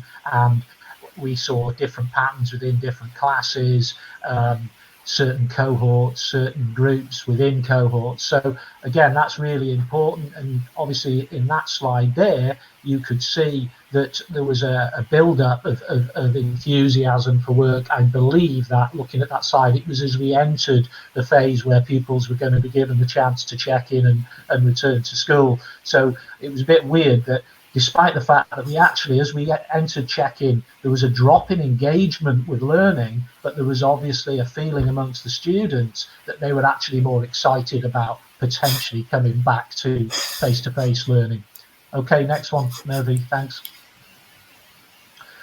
I'm not going to go too much into that bits and pieces there. About it gives you so much information about each class, each group within a class, individuals within a class, and as an SLT it gives you the chance to say, well, hang on, what's happening here, or more importantly, what's happening really well in this group that we've got such a positive score for feelings or attitudes to learning. And the next one, Novi. And obviously to dig in then to the bullying issues, to the relationships, to be able to support small pockets within classes where there are difficulties with relationships, where you're getting those no's in attitudes to having one good friend and stuff like that. So we found all that really useful, and I'm sure we'll find it increasingly useful as we enter September, October. And the next one, Melody, please.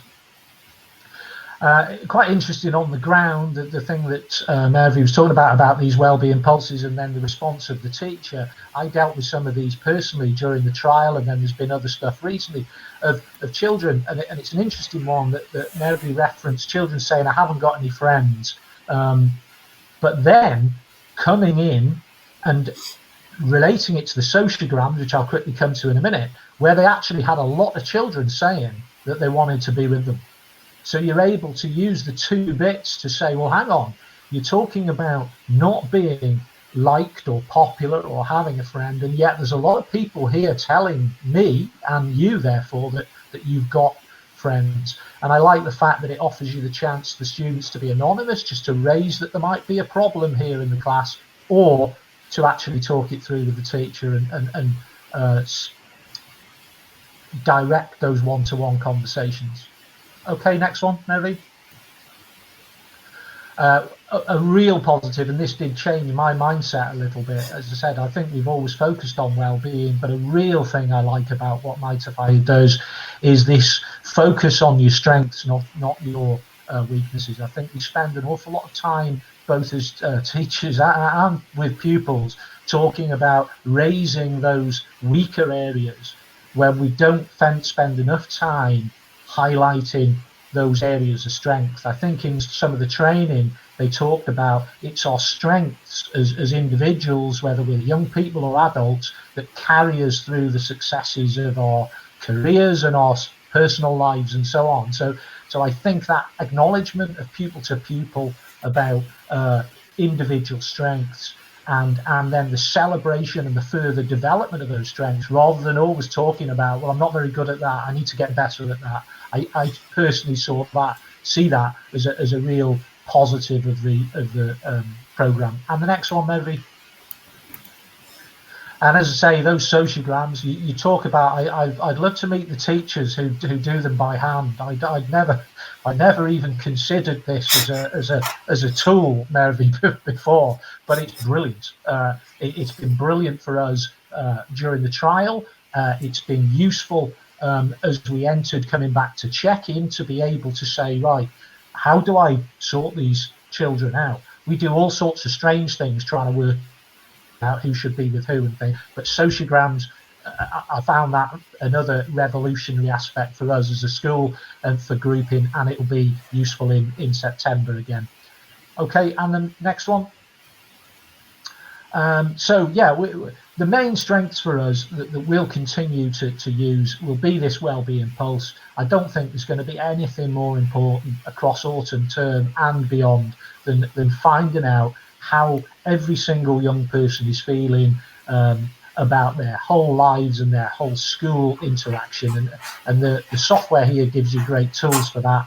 I'm hoping I said to Mary, we haven't really gotten an awful lot out of the library at this stage, but it's probably because we're in unusual circumstances. So I think next steps, we're hoping to perhaps feed some of the library materials into our support for the issues that we identify with the Wellbeing Pulse and the sociograms. So yeah, we're looking forward to September, and hopefully some positive announcement from Kirsty Williams today. And thank you, Murphy, for navigating the slides, and sorry that somebody turned off my internet. Thank you so much, James. Thank you. Well, that was wonderful. Diolch yn fawr iawn I chi'ch dau. Yeah, it sometimes takes the internet to get James to be quiet, but you knew that was coming, didn't you, James? You knew that was coming. Yeah, diolch yn fawr iawn I chi'ch dau. That was really a real eye-opener. And it's obvious from your passion and the way that you talk. I mean, we all know that well-being is key, and we all know that well-being, learner well-being and staff well-being is vital for learning to take place in school. So you've really amplified that for us. It's good as well to hear you talk about the positives side of it, and coming from a positive angle, the strengths and the opportunities and so on. So that was really good. Just seeing from the chat at the side as well, Phil, as noted there, very impressive outcomes. So that was good that can be captured. And also, Chloe has said there as well, looks fantastic. So thank you for sharing. So I know it's been of much interest to our listeners. So just a big thank you to you both. It's really good to see the pioneering work that's going on in North Wales, and that international link as well, Murphy, is wonderful to see as our first international guest today. Diolch yn fawr iawn I chi'ch dau. Gwych gweld y gwaith arloesol sy'n mynd ymlaen ac yn cael I rannu. So thank you. It's really good to welcome you. Thank you ever so much indeed. And I'm sure any questions that come through, we've captured as well the difference between the Kiva and the Multiplier. So that was really good. And anything that comes through will feed through to you as well, and your details. And we've tweeted as well your Twitter account and so on, Murphy. So thank you for joining us. Diolch yn fawr iawn. Thank you so much. Thank you. Thank you. Diolch yn fawr iawn. So da ni'n symud ymlaen wan. Mae gennym ni seibiant yn y gynadledd. We've got a break in the conference. However, we're not going to leave you without anything. We want to come back here by 11:30 for our next speaker, which is Welsh Youth Parliament. So mae'r Senedd Ieuenctid Cymru yn ymuno efo ni am chwarter wedi 11. Ond yn y cyfamser, da ni am chwarae video amazing. In the meantime, we're going to play a amazing video, which is an annual fantastic event that takes place in North Wales, another pioneering event. So you're welcome to watch this video. Croeso I chi wylio'r video yma. And while we all have a little break, comfort break, we'll hopefully see you back here at 11:15. So gobeithio gweld chi nôl yma am chwarter awr wedi 11. Diolch yn fawr iawn I chi gyd. I'll come around the front, you ready? Oh!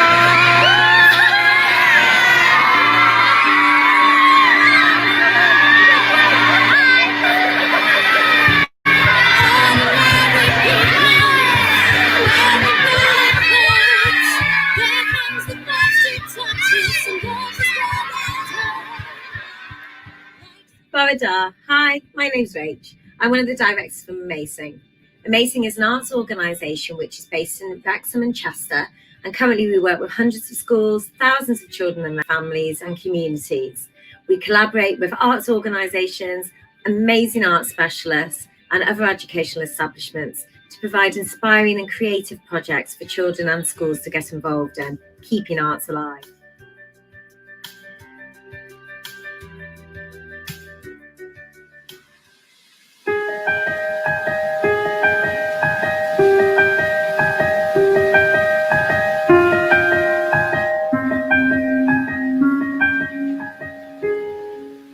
Once upon a time, there was a girl with a wild imagination and dreams for the world.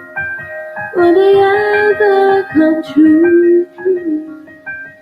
When she closes her eyes, the world she sees, sunshine, flowers, and made-up stories.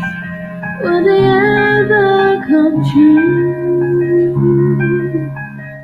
And these people have wandered throughout the world.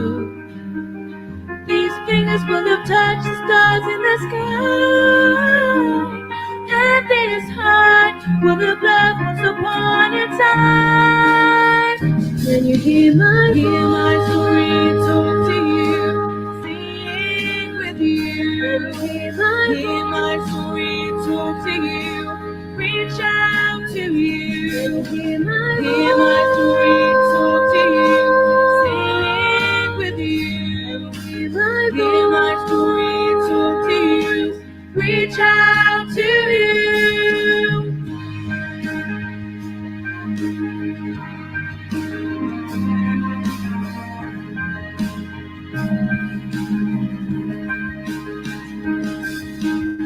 There's a boy just a moon, surrounded by stars and they love you.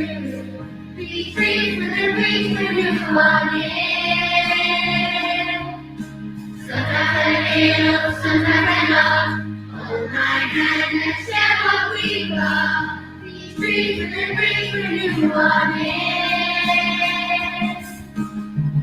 And these people are running throughout the world.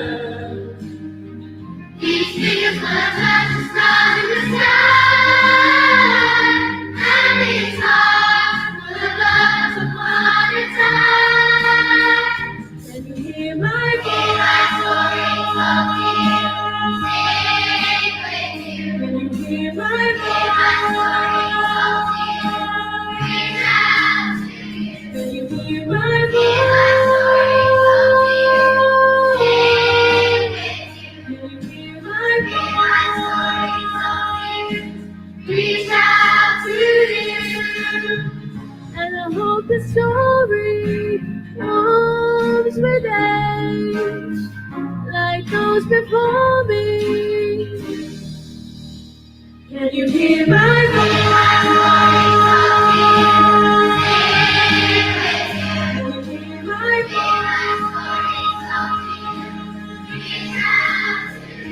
you hear my voice?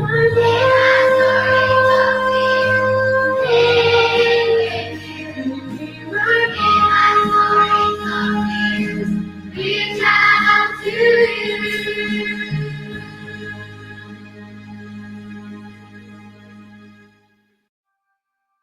We're so excited to be involved in All Eyes on Wales, so thank you so much for inviting us.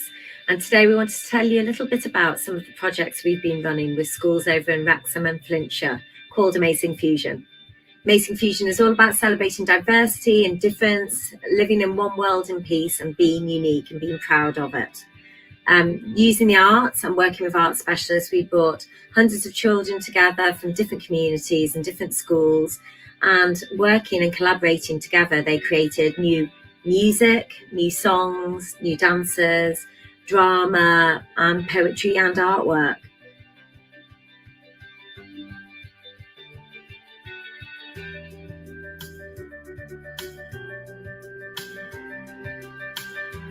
The first film we're going to show you now is a song which was created by all the children in Wales who worked on our projects, collaborating with a composer called Andrew Smith.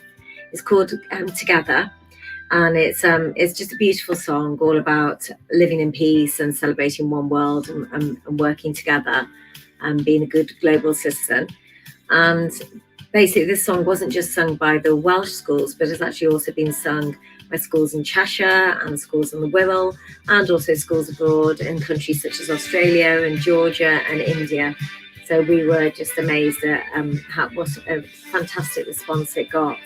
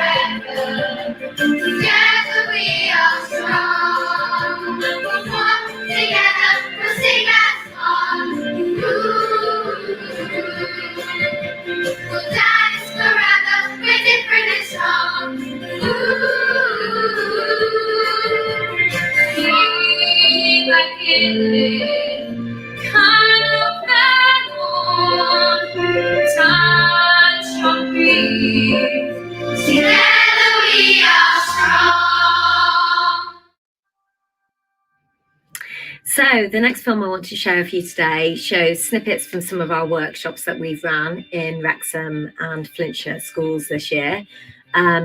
Basically, all our workshops happen before we have our big celebratory concert, and we invite children from each school and their teachers and their families and TAs to come, and everybody collaborate and get involved together, working with the art specialists. We're incredibly inclusive and we want everybody to be involved. We believe arts are for everyone. And especially when we've been working in Wales, we've really tried to embed the Welsh culture and Welsh language within our project as well. We love it when teachers come, because hopefully they can learn from the art specialists, and then they can take new knowledge and new skills back into the classroom and deliver to other children who weren't able to come on the actual workshop day. So this is an example of some of the workshops that we've run.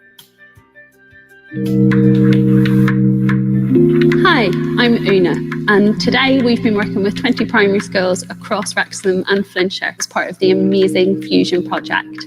We've been creating lots of interesting scenes using these puppets, both human and animals, and making trees out of our bodies to explore the journey from being lost and alone to being included within a community.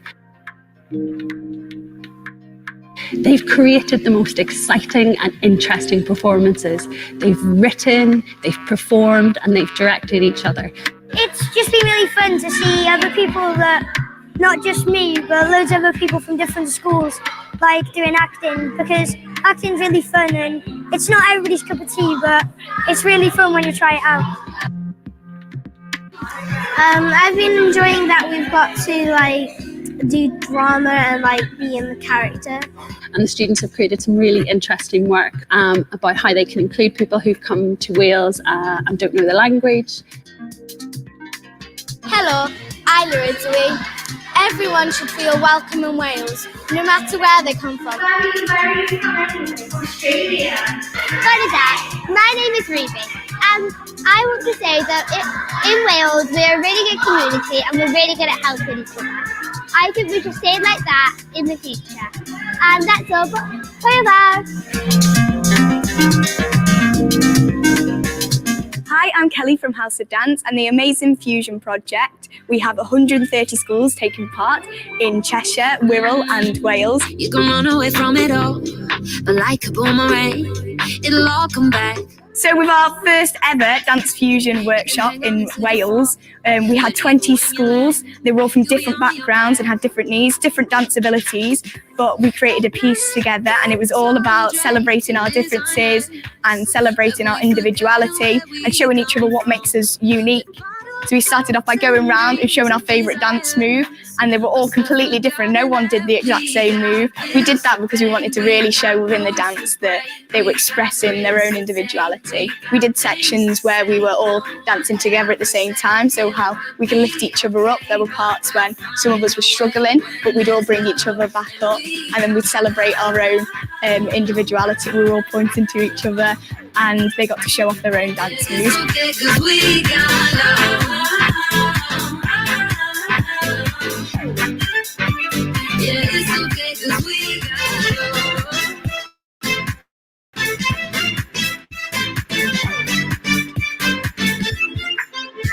When all is said and done, our old flames been and gone. Take some time to look how far we've come. Remember that we got love. We had such an amazing day today. The kids worked really hard. We had a lot of positive feedback, which is amazing. And we hope you enjoy seeing what all the kids worked so hard and what they got to produce.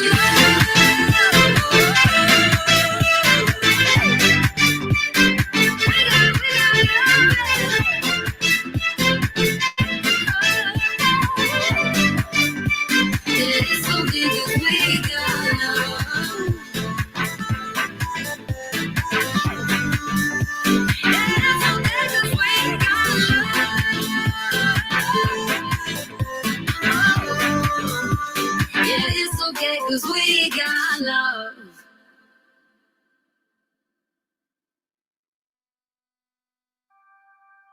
So I'm super excited to share this next video with you, as this shows the big, huge celebratory concert at the William Ashton Hall when all the Welsh schools came together.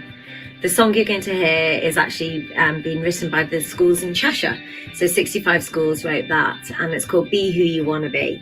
And what's lovely about our projects is that each area creates their own unique song, but then their unique song gets sung by lots and lots of different areas who will also do amazing. So the song is called Be Who You Want to Be. You'll see all the Welsh children singing it, and you'll see all the different groups, snippets of little groups who came to perform as well. So we had different high schools and we had different local groups as well who came to showcase their talent. So enjoy. 2, 1, 2, 3, 4. Ladies and gentlemen, go mad for your talented kids. They're absolutely incredible, and this is Be Who You Want to Be. Come on.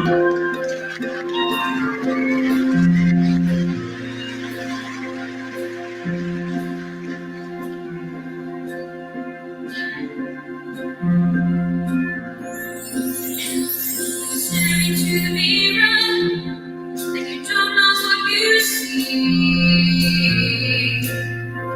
Like a panel on a rainbow, and you can't find that key. When you see your reflection, as lost as you can be, and you need to find the courage, the faith to break free. It's hard to tell the turning, and tell what it's not saying.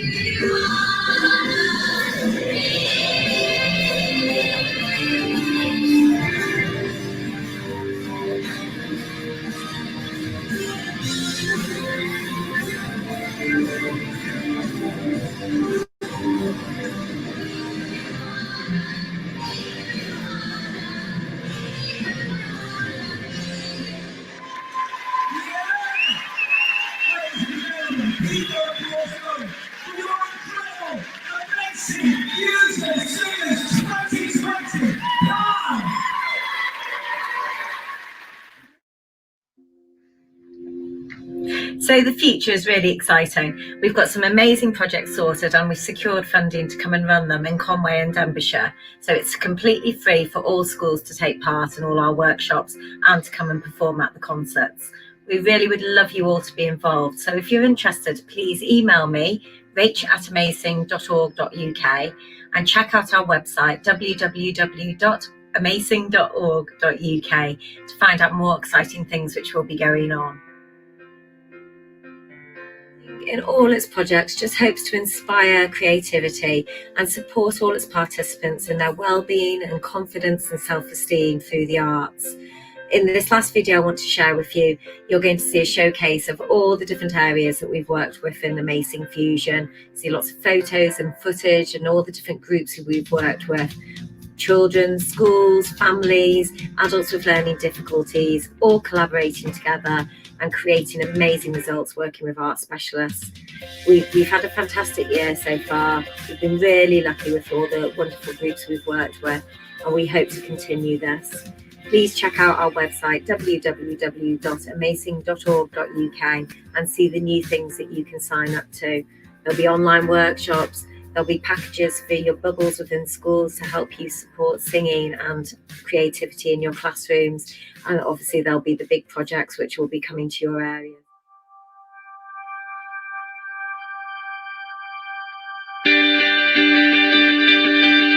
I'll come around the front, you ready?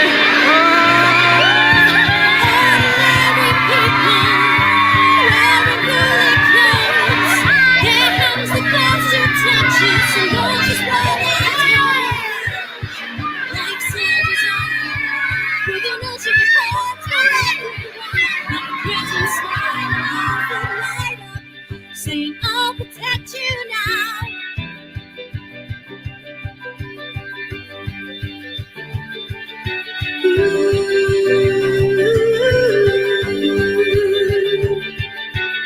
So we can say the words we sing in dreams, the thoughts we play in make-believe, like learning to fly, they'll never give up. Always there when we come calling. Every day they take their place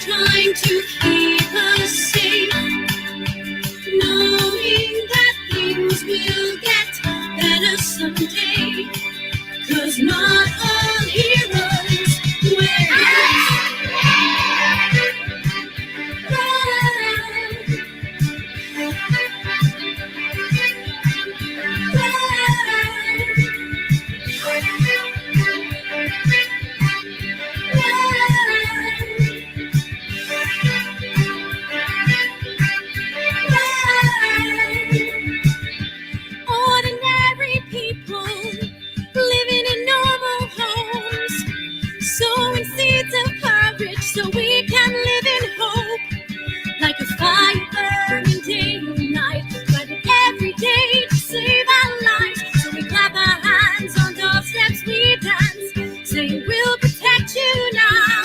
So we can say the words we sing in dreams, the thoughts we play in make-believe, like learning to fly, they never give up, always there when we come calling.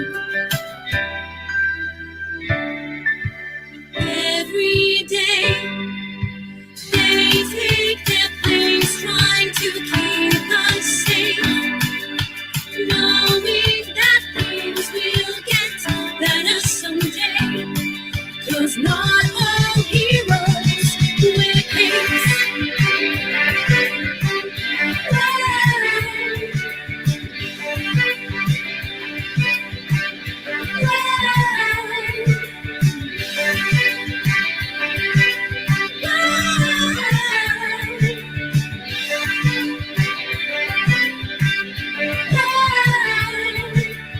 Every day, they take their place, trying to keep us safe, knowing that things will get better someday, 'cause not all heroes wear capes. So a huge thank you for letting us take part in All Eyes on Wales and listening to us about our performances and projects. We're super excited about coming to Conway and Denbighshire in 2021 and can't wait to meet you and your children. So please take advantage of the free workshops and get in touch. Remember, my email is rach@amazing.org.uk. Diolch yn fawr, thank you very much. Have a great summer, stay safe, and hope to see you soon. Keep us safe, knowing that things will get better someday, 'cause not all heroes wear capes.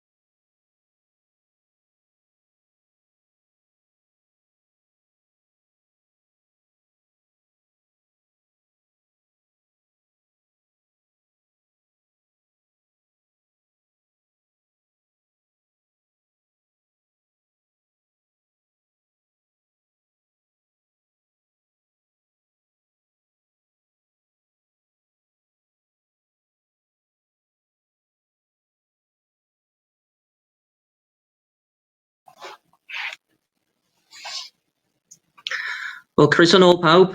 Welcome back everybody. Diolch yn fawr iawn am ail ymuno efo ni, os ydych chi efo ni'n gynharach. Thank you for rejoining us if you were with us earlier. Croeso mawr os ydych chi ddim. Big welcome if you weren't. Dwi'n gobeithio ydych chi wedi mwynhau sesiwn gyntaf, so ni symud ymlaen i'r ail sesiwn wan. Jyst un neu ddau o bethau i atgoffa chi. Mae'n bosib i chi dal i fyny ar unrhyw bethau chi wedi glywed heddiw ar YouTube ar ôl y darlleniad heddiw. Hefyd, mae'n bosib i chi edrych yn ôl a sgrwlio nôl os ydych chi wedi methu wbeth neu wedi pic allan a ydych chi eisiau dal i fyny a ailgychwyn o'r lle nath chi orffen. Defnyddiwch y sylwadau ar yr ochr sgwylwch yna, use the things on the side, ac hefyd cofiwch chi trydaru yn defnyddio ein hashtags. So welcome back to session 3. Just a few reminders that you can watch us back on YouTube, you can scroll through our events, so if you wanted to, you can go right back to the beginning and catch up there. If you could, keep using the live chat on the side. It's great to see some of your comments in there, so keep those coming in. And with Twitter as well, just a reminder, the hashtag All Eyes on Wales. And it's great to see all the comments in there. Diolch Gavin. Rydyn ni rwan yn falch o groesawu Ann, a mae Ann o'r Senedd Ieuenctid Cymru. Ann yw swyddog addysg ac yn gysylltu pobl ifanc yn y Senedd. Mae hi am rhannu gwaith y Senedd Ieuenctid gyda ni bore yma. Mae'r Senedd Ieuenctid yn creu argraff ffantastig arna i bob tro. Creu argraff dwi wedi bod mewn cyfarfodydd lle mae pobl ifanc a pobl o'r Senedd Ieuenctid wedi bod yn siarad yn angerddol amdan amrywiaeth o faterion. Mae'r Senedd Ieuenctid Cymru yn llwyfan i glywed llais Ieuenctid Cymru a bydd Ann yn egluro mwy yn sgwrs heddiw. So we're delighted to have Ann, who's the Education and Youth Engagement Officer for Welsh Parliament. She'll share the work of the Welsh Youth Parliament. I've been lucky enough to see them speak in person and always impressed by the young people. They always speak so passionately about a wide variety of issues. The Welsh Youth Parliament is a platform to amplify their voice, and Ann will explain more. Thanks, Ann. Good morning. Edrych fel bod pawb diddorol. Sounds like a very busy and very interesting morning, and it's really great to be able to take part. Mae'n wych gallu bod yn cymryd rhan. Dwi'n rhan o'r tîm addysg yn y Senedd a hefyd yn neud gwaith ymgysylltu a gwaith gyda'r Senedd Ieuenctid. So I'm an Education and Youth Engagement Officer for the Senedd. I'm based in North Wales actually. There's 6 of us in the team and we all have either a teaching or youth work background. So there's different parts to our roles that we go out to schools, youth groups, we do general presentations, we do some focus group work, but also a big part of our role in the last 2 years and preparing for it as well was setting up the Welsh Youth Parliament. So I'm going to start off. I'm not sure how many of you how much background you have in terms of the work of the Senedd. So I was going to start off just with a little bit of background information and context setting because it shows you how the Youth Parliament fits in with all the work that we're doing. So I'm just going to share the screen so you can see the presentation. So bear with me just a few seconds.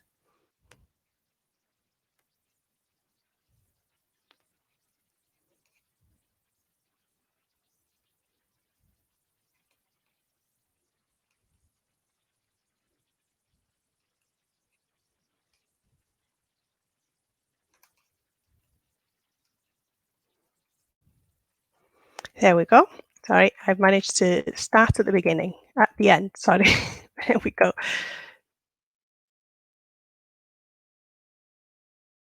So here we have the Senedd, the main building for the Welsh Parliament or Senedd Cymru. There have been lots of changes over the years. Last year we were celebrating 20 years since devolution and it's been a process.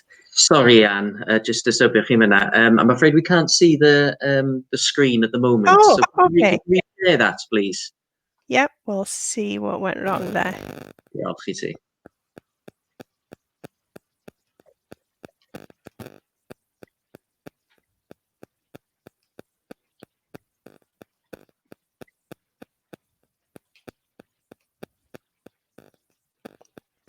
There we go. Can you see it now? Gwych, diolch. Oh, brilliant. So, as I mentioned, the main building for the Senedd, then we've got devolution. 20, we were celebrating 20 years last year. So it's been a process. There's been many changes when the Senedd was set up. Of course, it wasn't called the Senedd, it was National Assembly.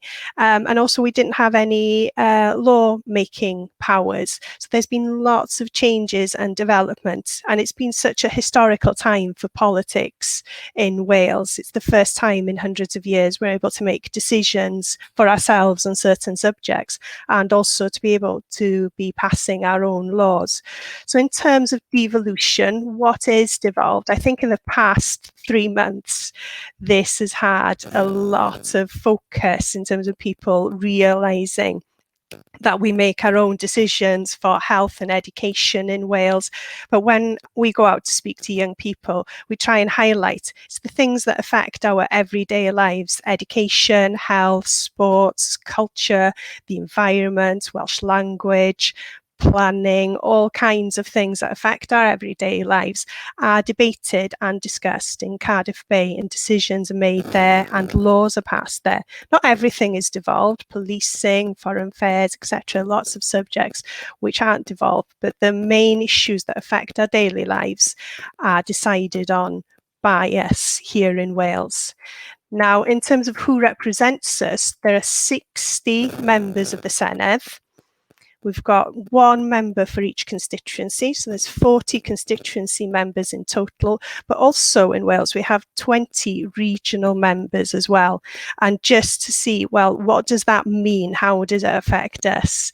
I've just here put together the slide showing my constituency. I live in Arfon, so I've got Siân Gwenllian as my constituency assembly member, and then I've got 4 regional members for North Wales. So everybody has 5 assembly members, sorry, Senedd members now representing them. So when it comes to an election, we have 2 ballot papers, one to choose somebody to represent us for our constituency, and then the second ballot paper is to decide which party we feel we'd like to represent our region, and then a formula is used to decide on the 4 regional members.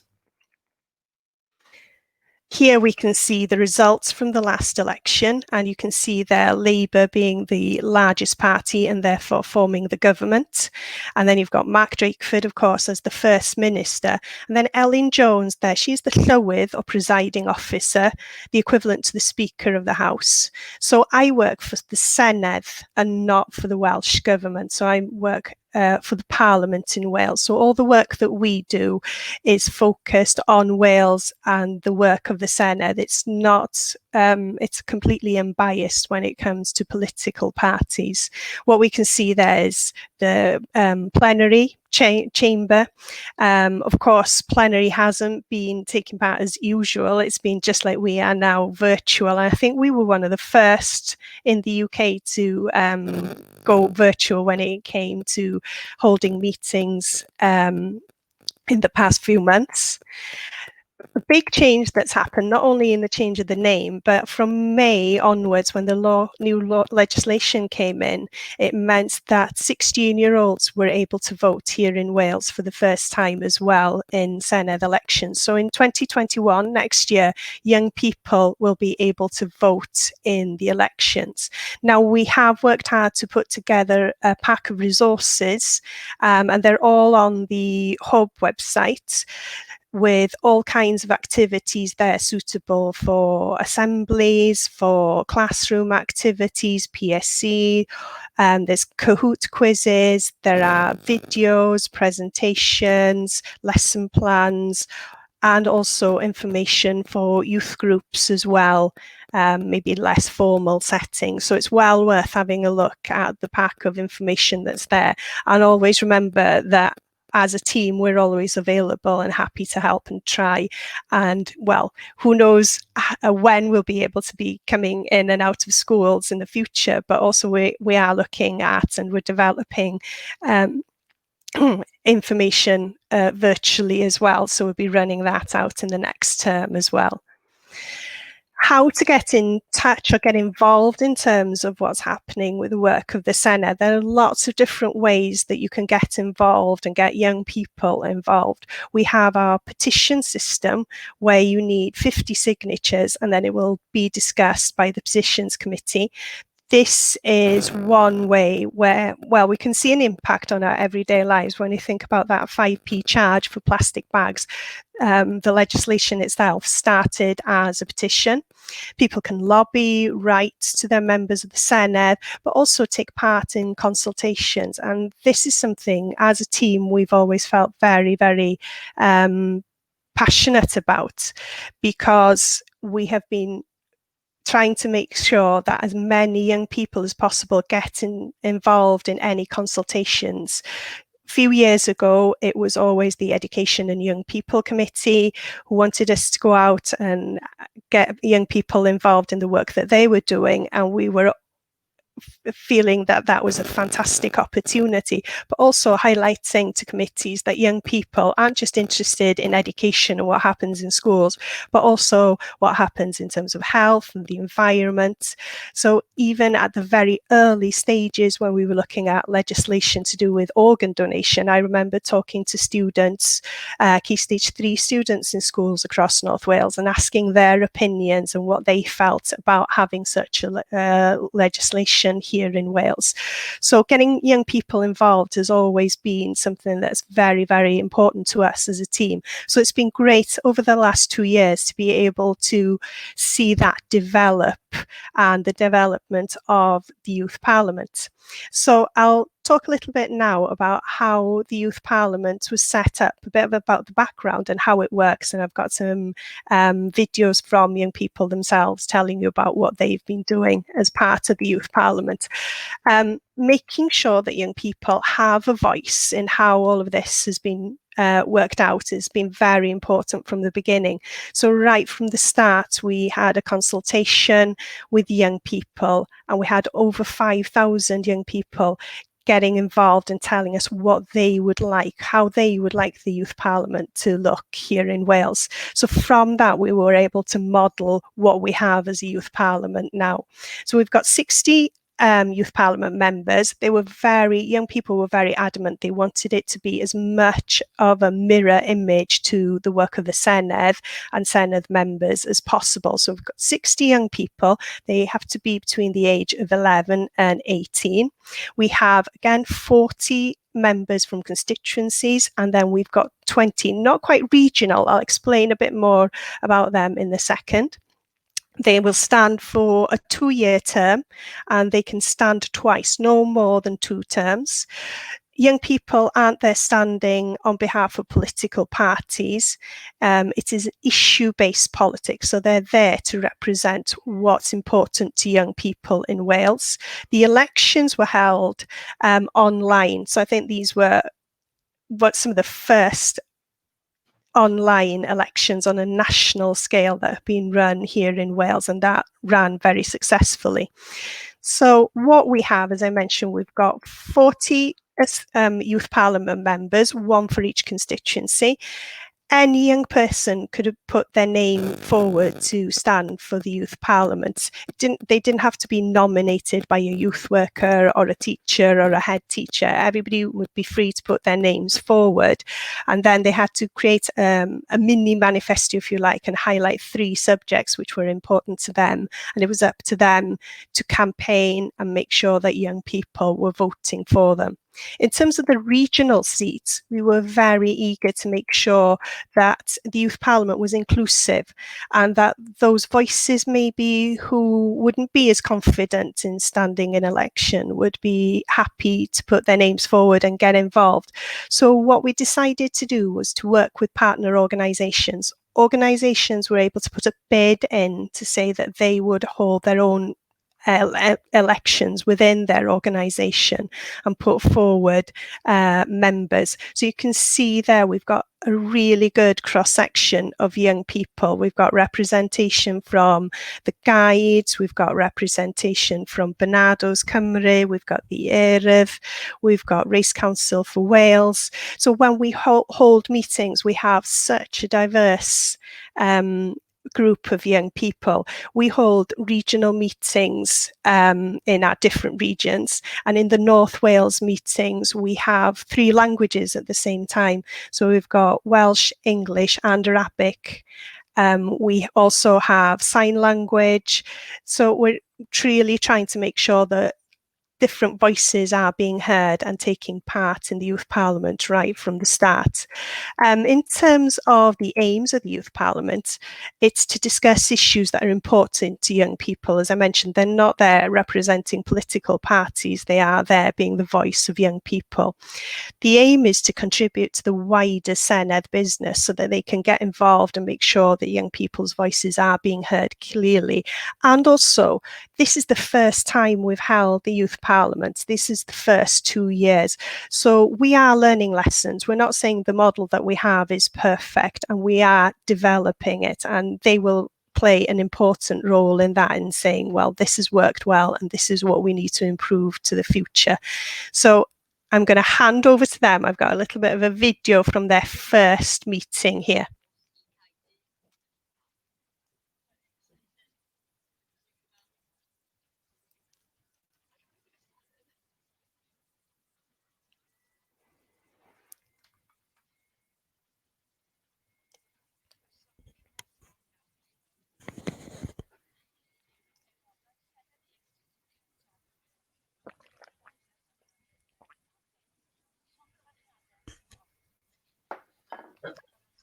Hi, Anne, we haven't got any audio on video.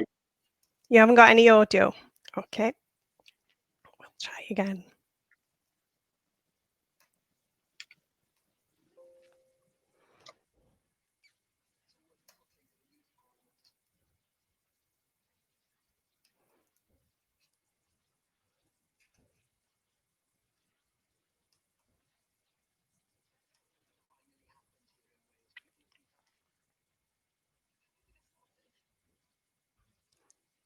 Is the audio working this time?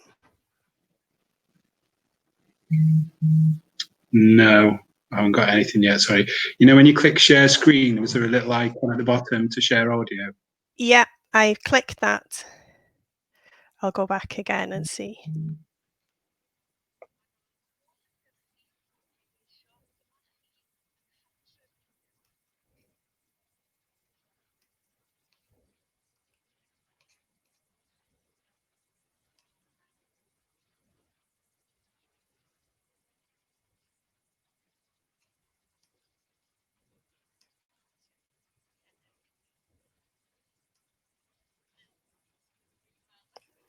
Does it work this time?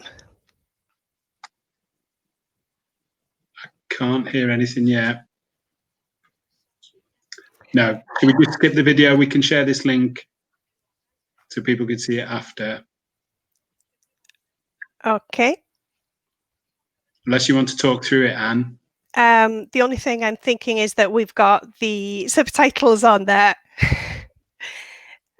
But this shows the young people getting involved in the first ever meeting of the Youth Parliament.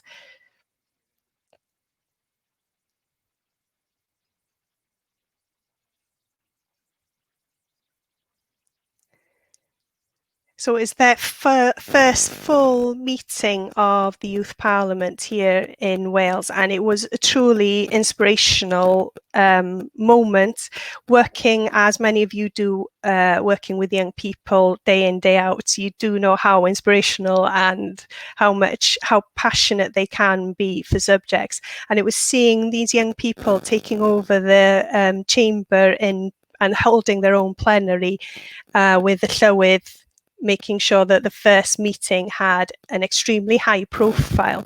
But it was amazing to hear the young people and their contributions. This is a snapshot. This is kind of the highlights of the first residential, but you can go back on YouTube and you can see the full meeting and hear the young people speaking. But they all chose one subject and they had 2 minutes to introduce themselves and then speak about their main subject. So we had a vast variety of subjects being raised there, from Brexit, the Welsh language, mental health issues amongst young people, and their words were inspirational. sitting in the gallery above, lots of us as members of staff felt very proud in terms of the work that had gone in to preparing for this, but also you had many politicians from Wales, lots of the members of the Senedd listening in, and the words of the young people were truly remarkable, and they really hit home in terms of how important having a direct voice for young people in the Senedd would be.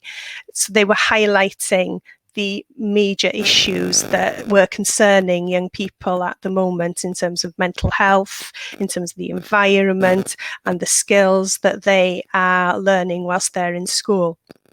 So going on from this, as you could see probably in the video there, the three main subjects that they had decided to focus on are emotional and mental health support for young people, littering and plastic waste, and life skills in the curriculum. So 3 subjects had to be chosen because they have a 2-year term. So of course they couldn't cover all the subjects that they would like to. So we had to focus on 3 subjects, and they voted on this within plenary. And then they have gone on with this work to make sure that young people have a voice. Life skills in the curriculum, they have worked very hard in the autumn to prepare a report for this subject, and that was given priority to make sure that it was coinciding with the work of the government at the time, so it could feed in. So lots of engagement work, there was a questionnaire, they had a number of events making sure that everybody was able to get involved and have their views put forward. And then a report has been handed in and discussions have been held between Youth Parliament members and the relevant ministers, and that is still ongoing. Those discussions are still going ahead and developing as the new curriculum develops as well. And then the other 2 committees, you've got littering and plastic waste and the emotional and mental health support.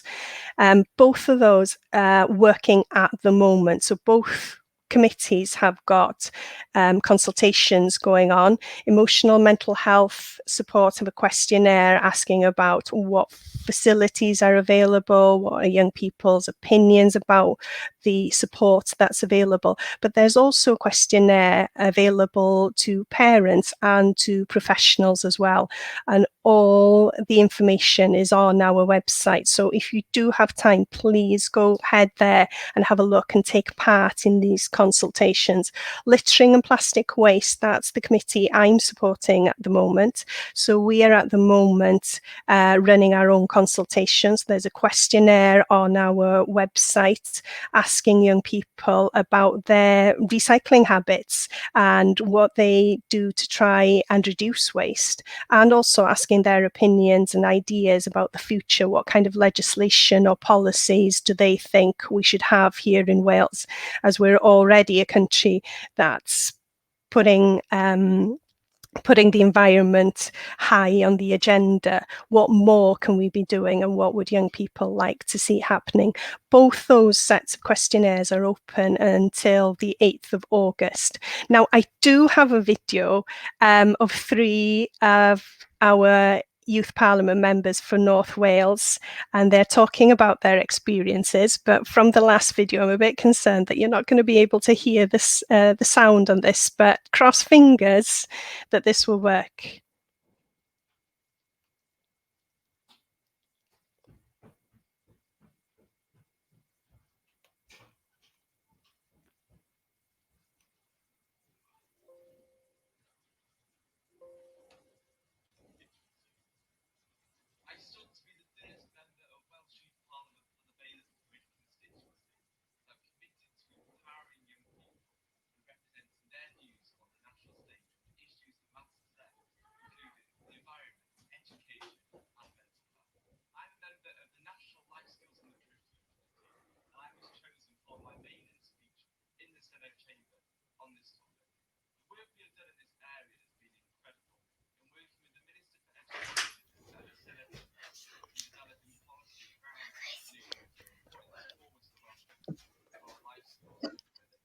Sorry, Anne, the sound's not great again on that one.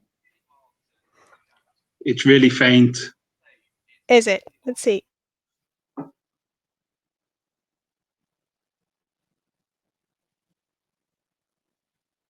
No, still no sound.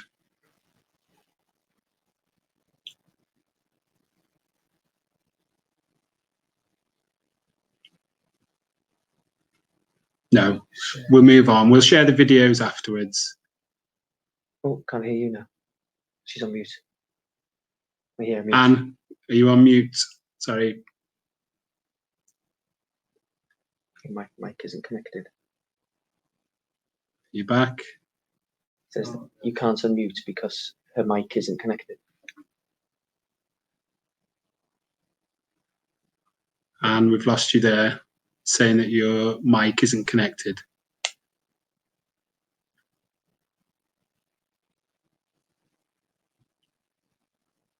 No, still haven't got you, sorry. Can you put the...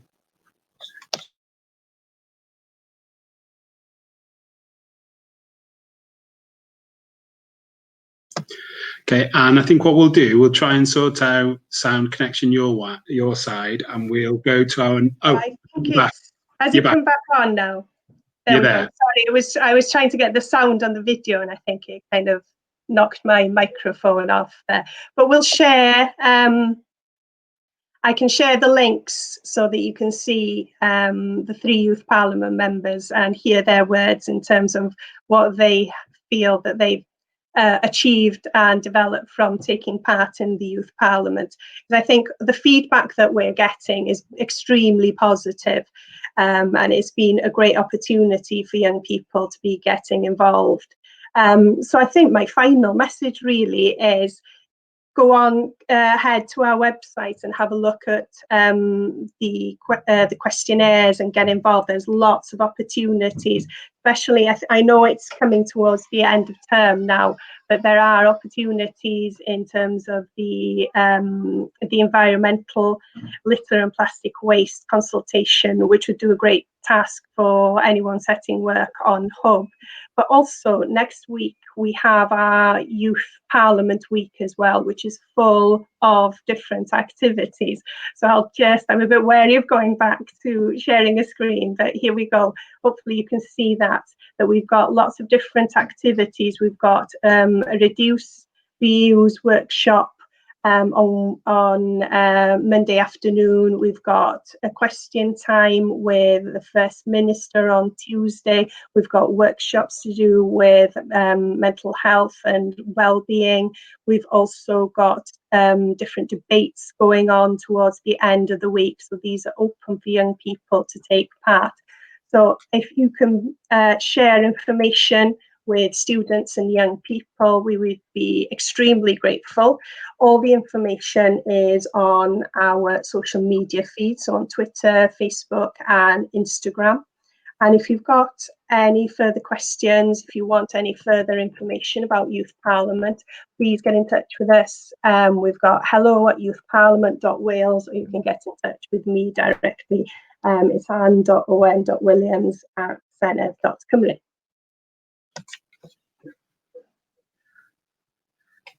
Diolch yn fawr iawn, Anne. Gwych, gwaith anhygol yn mynd ymlain, some excellent work going on. A mae'n gwych gweld y pobl ifanc yn sut maen nhw'n cymryd rhan, wedi gweld llais y disgybl yn rhan pwysig iawn o gwaith dyddi yma yn ysgolion ni. Thank you ever so much for the presentation, Anne. It was great to see the excellent work that's going on with young people, and it's especially relevant with the pupil voice being so important in our schools today. Hefyd y 4 diban, da ni wedi sôn am hwnna bore yma'n barod, the 4 purposes, a mae hwnna'n ffitio fewn yn berffaith. This fits in absolutely perfectly efo dinasyddion egwyddorol, wybodus, our ethical informed citizens. Ac hefyd pynciau amserol a rhai sydd yn y newyddion ar hyn y bryd, bendant o rhan plastig, ochr gwleidyddol, ac yn y blaen, and especially the interesting subjects, very timely and very prevalent in our society at the moment, with subjects such as plastic and the political aspect and so on. So diolch yn fawr iawn. Os gan rwy'n unrhyw cwestiynau, have any questions come through, Gavin? I think one that is just around how do when are the re-elections for Youth Parliament, and someone there is asking about the age range of the Youth Parliament again. Okay, so the age range is 11 to 18. They have to be under the age of 18 at the time of the election. So we've got one or two who are now 19 because they've had birthdays since the election, but they have to be, the youngest age is 11. So it's basically secondary school age. And we're looking at elections to be taking place. Hopefully, we're looking at the autumn of next year. So the current Youth Parliament members are coming to the end of their 2 years, and then we'll be starting the process of raising awareness in terms of the election next spring. We have the Senedd elections themselves in May for Senedd members, and then we will be following that with Youth Parliament. So hopefully this time next year, we will be raising the profile and making sure that people are aware if they want to put their names forward to get involved. That's great. Thank you very much, Anne. I'll share links. I'm really sorry about the sound with the videos. I don't know what happened there, but I'll share links so that you can see them, because definitely the one with the 3, they prepared it specially for today as well. So that's a shame. Share it on our we'll share it for you. Yeah, that'd be great. So thanks once again to Anna. Just to say that it links nicely to our next presentation we've got from Surfers Against Sewage. So it was thanks to Anne that we got this contact, and it links in with the plastic waste project that the Youth Parliament were talking about. So we'll share our screen now. It'll go to the video. That will then take us up to lunch. And then, as you can see along the bottom there, just a reminder that the sessions for this afternoon is on a different link. So thank you very much for tuning in this morning, and we will see you again at 1 o'clock. Diolch yn fawr iawn pawb.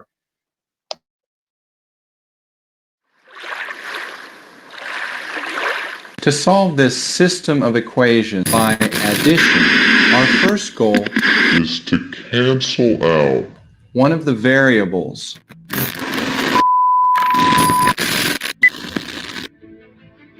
Would you like to help us eliminate plastic pollution? Our actions are inspiring waves of positive environmental change. Together we can create plastic-free schools. We are boycotting single-use plastic. We are stemming the flow of plastic pollution. Never underestimate the power of your voice. We are asking our local MPs to support our work. We are creating a plastic-free legacy. Let's eliminate single-use plastic together. You are the resistance. We are the resistance. Power to the pupils.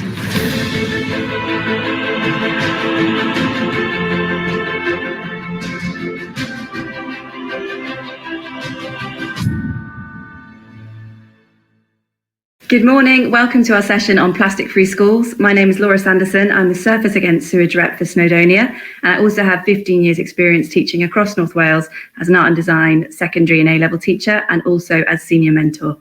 So stay with us on this session today, where I'll talk you through what is plastic schools, how do you become one, and the steps you need to take. So what exactly is the Plastic-Free Schools programme? It's a system-shaking, change-making education programme from the heart of Surfers Against Sewage, and it's designed to empower young people to become young activists making positive and long-term lasting changes, not only in their local environment, but beyond. The Plastic-Free Schools programme is available from pupils from nursery right through to secondary level.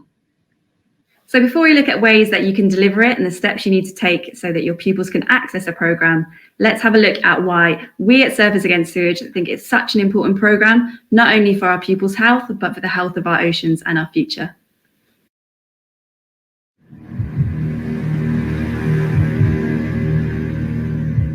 Today, we are facing our biggest ever challenge, plastic. We see it on our beaches and in our rivers, parks, and high streets. And if it's on our streets today, it's in our rivers tomorrow, and on our beaches and in our oceans forever. We see it everywhere, from the food packaging we buy to the Christmas presents we give to our children. It's time we kicked our addiction to single-use plastic. There's plenty in the world we can't change, but we can change this, and we are. We're a marine conservation charity whose job it is to protect the oceans, beaches, rivers and wildlife of the British Isles. We've now created the biggest beach and river clean community in the UK, and our amazing network of volunteers is clearing over 100 tonnes of plastic every year. From summits to seashores, we're training and equipping our incredible army of volunteers to clean up rivers and beaches all around Britain. We're supporting hundreds of plastic-free communities too, from Hackney to the Highlands. These groups are helping to free where we live from single use, one plastic bottle at a time. Thousands of local businesses looking to cut out avoidable plastic. And we're working with the next generation, with hundreds of plastic-free schools across the country. We believe that the future of our planet and our seas depends on us as a school and all the children of our generation. Our actions are inspiring waves of positive environmental change. Power to the peoples. We're coming together to tackle avoidable single-use plastic from the beach right back to the brands and businesses that created it. We can do this, but we need your help. Every pound you give will help us get plastic and litter off our beaches, out of our rivers and off our streets. The more you can spare, the more we can protect what is precious. Thank you.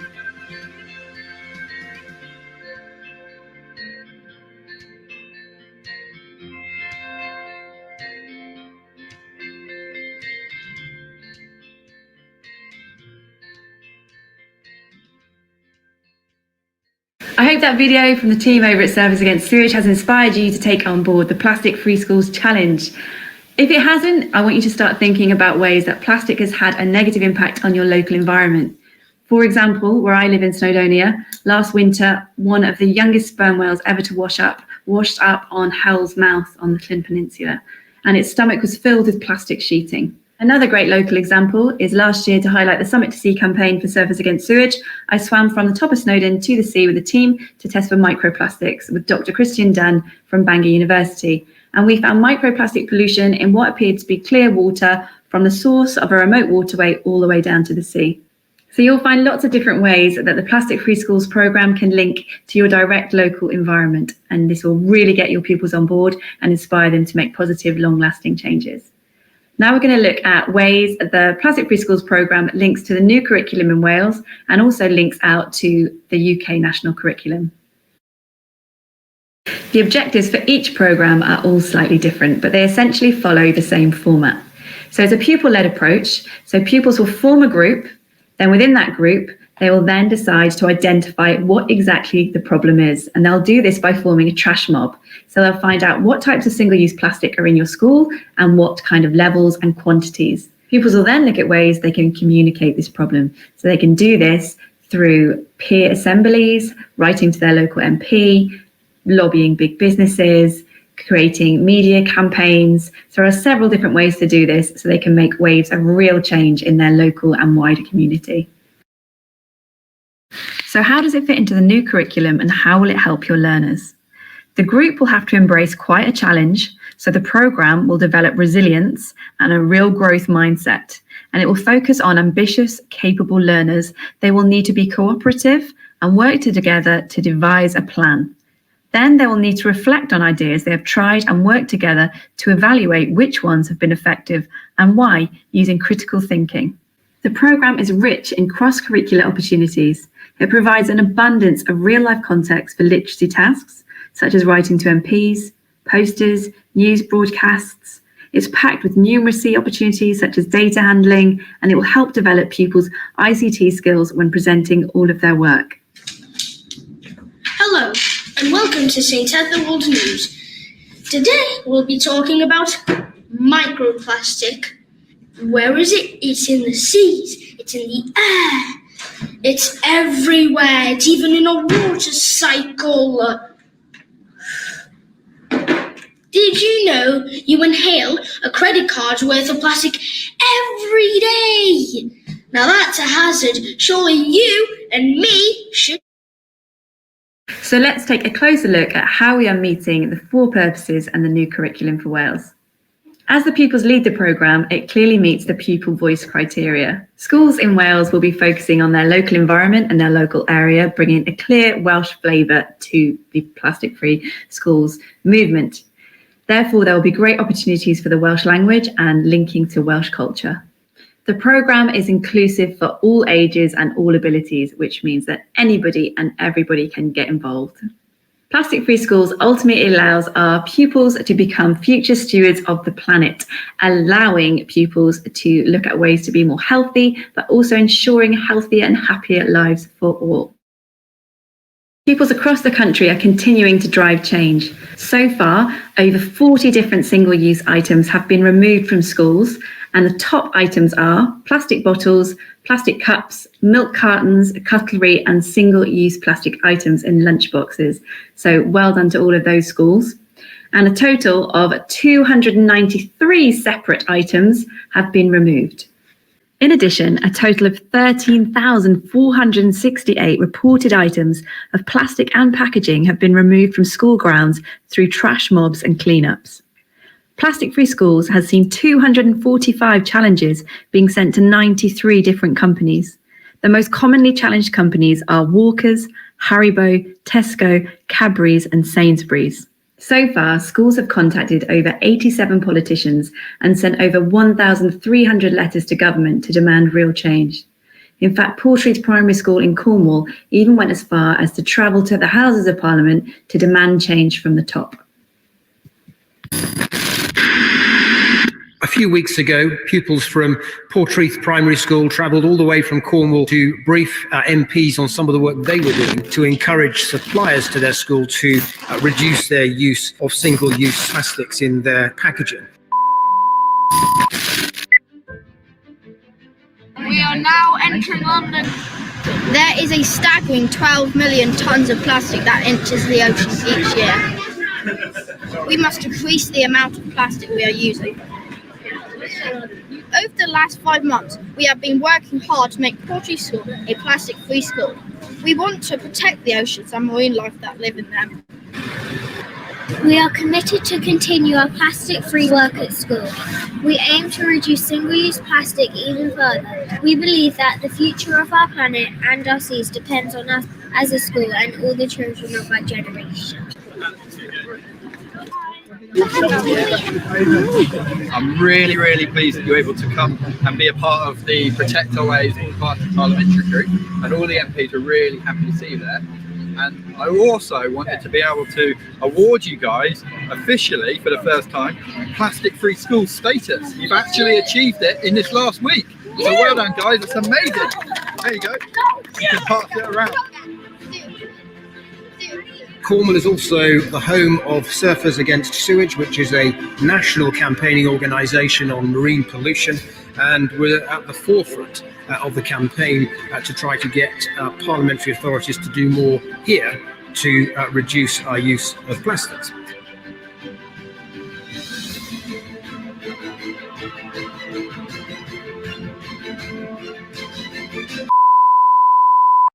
So far, 2,348 schools have signed up to the Plastic Free Schools programme, with 4 schools in Wales successfully completing the programme already. And those are Abereiron Secondary School, Nelston Primary School on the Gower, Croyce Primary School at Three Crosses, and St James's Primary School in Caerphilly. So well done to all of those schools that have completed the programme already, and we hope to see a lot more of you joining this September. So the first step is for schools to sign up to the programme via the Surfers Against Sewage website, which is www.sas.org.uk/plastic-free-schools. Surfers Against Sewage will then send the school a welcome pack containing all of the resources needed to complete the programme, including a set of 5 objectives to follow, individual action plans for pupils, a teacher's guide, and a clean-up kit. In order to achieve plastic-free school status, a series of 5 objectives will need to be completed. The objectives are slightly different for each programme, but they essentially follow the format of a basic campaign, so they include forming an action group, collecting evidence, via a school clean-up, which is known in plastic-free schools as a trash mob, and using the power of their voice to drive change in their school and beyond. This consists of things like contacting local politicians, challenging businesses, and encouraging their school to make real changes. As the school completes the objectives, all they need to do is email SAS headquarters with photographic evidence and a short update on each objective. Once they've completed everything, the school will achieve plastic-free school status and will have been part of an incredible movement across the country to eradicate single-use plastic from our schools and our environment. There are lots of other resources on the SAS page of the website, such as lesson plans and assembly templates. Thanks for joining me on my talk for plastic-free schools. If you have a look over on the SAS website, you can sign up today and you should get your resource pack in time for the summer break. In the meantime, if you have a look at the Digital Ocean School section on the SAS website, you can see some excellent little video clips from my fellow reps, from what happens when you flush the toilet to marine protected areas. Thanks for tuning in. I'm going to hand you over to Emily Vandergeer, the Head of Education at SAS, to talk about the Waves of Optimism programme, which is an excellent little programme that you can get your pupils involved in this summer term and over the summer break. Thank you. Hi, I'm Emily from Surfers Against Sewage, and I'm really excited to introduce you to our Waves of Optimism campaign today. Now, I don't know about you guys, but during this lockdown, I've really missed the ocean. And here at Surfers Against Sewage, we wanted to come up with a way for everyone to still feel connected to the ocean, even though we might not be able to see it right now. Now, art is such a fantastic indication that there's still life going on. So the idea of this campaign is really simple. All you need to do is draw a beautiful wave. You can have a look at the template on our website and you can use this, or you can draw your own, and then fill your wave with ocean optimism. So what does this actually mean? Well, to be optimistic is to be hopeful about the future. And whilst we know that there are so many things that can threaten our ocean, like climate change or pollution like plastic or sewage, if we all work together, we can change this. So when you're thinking of how to fill your wave with ocean optimism, you can do this by adding colour, marine wildlife, amazing beach memories, or reasons for wanting to protect the ocean. Finally, make sure to share your wave of optimism by displaying it in your window and sharing it on social media using the hashtag Waves of Optimism. You can get all of the resources, the template and a step-by-step guide on our website at sas.org.uk. And every wave that we create and display will be sending ripples of ocean optimism to people passing by, as well as to our online community of ocean activists. So have fun, and we can't wait to see your amazing waves of optimism.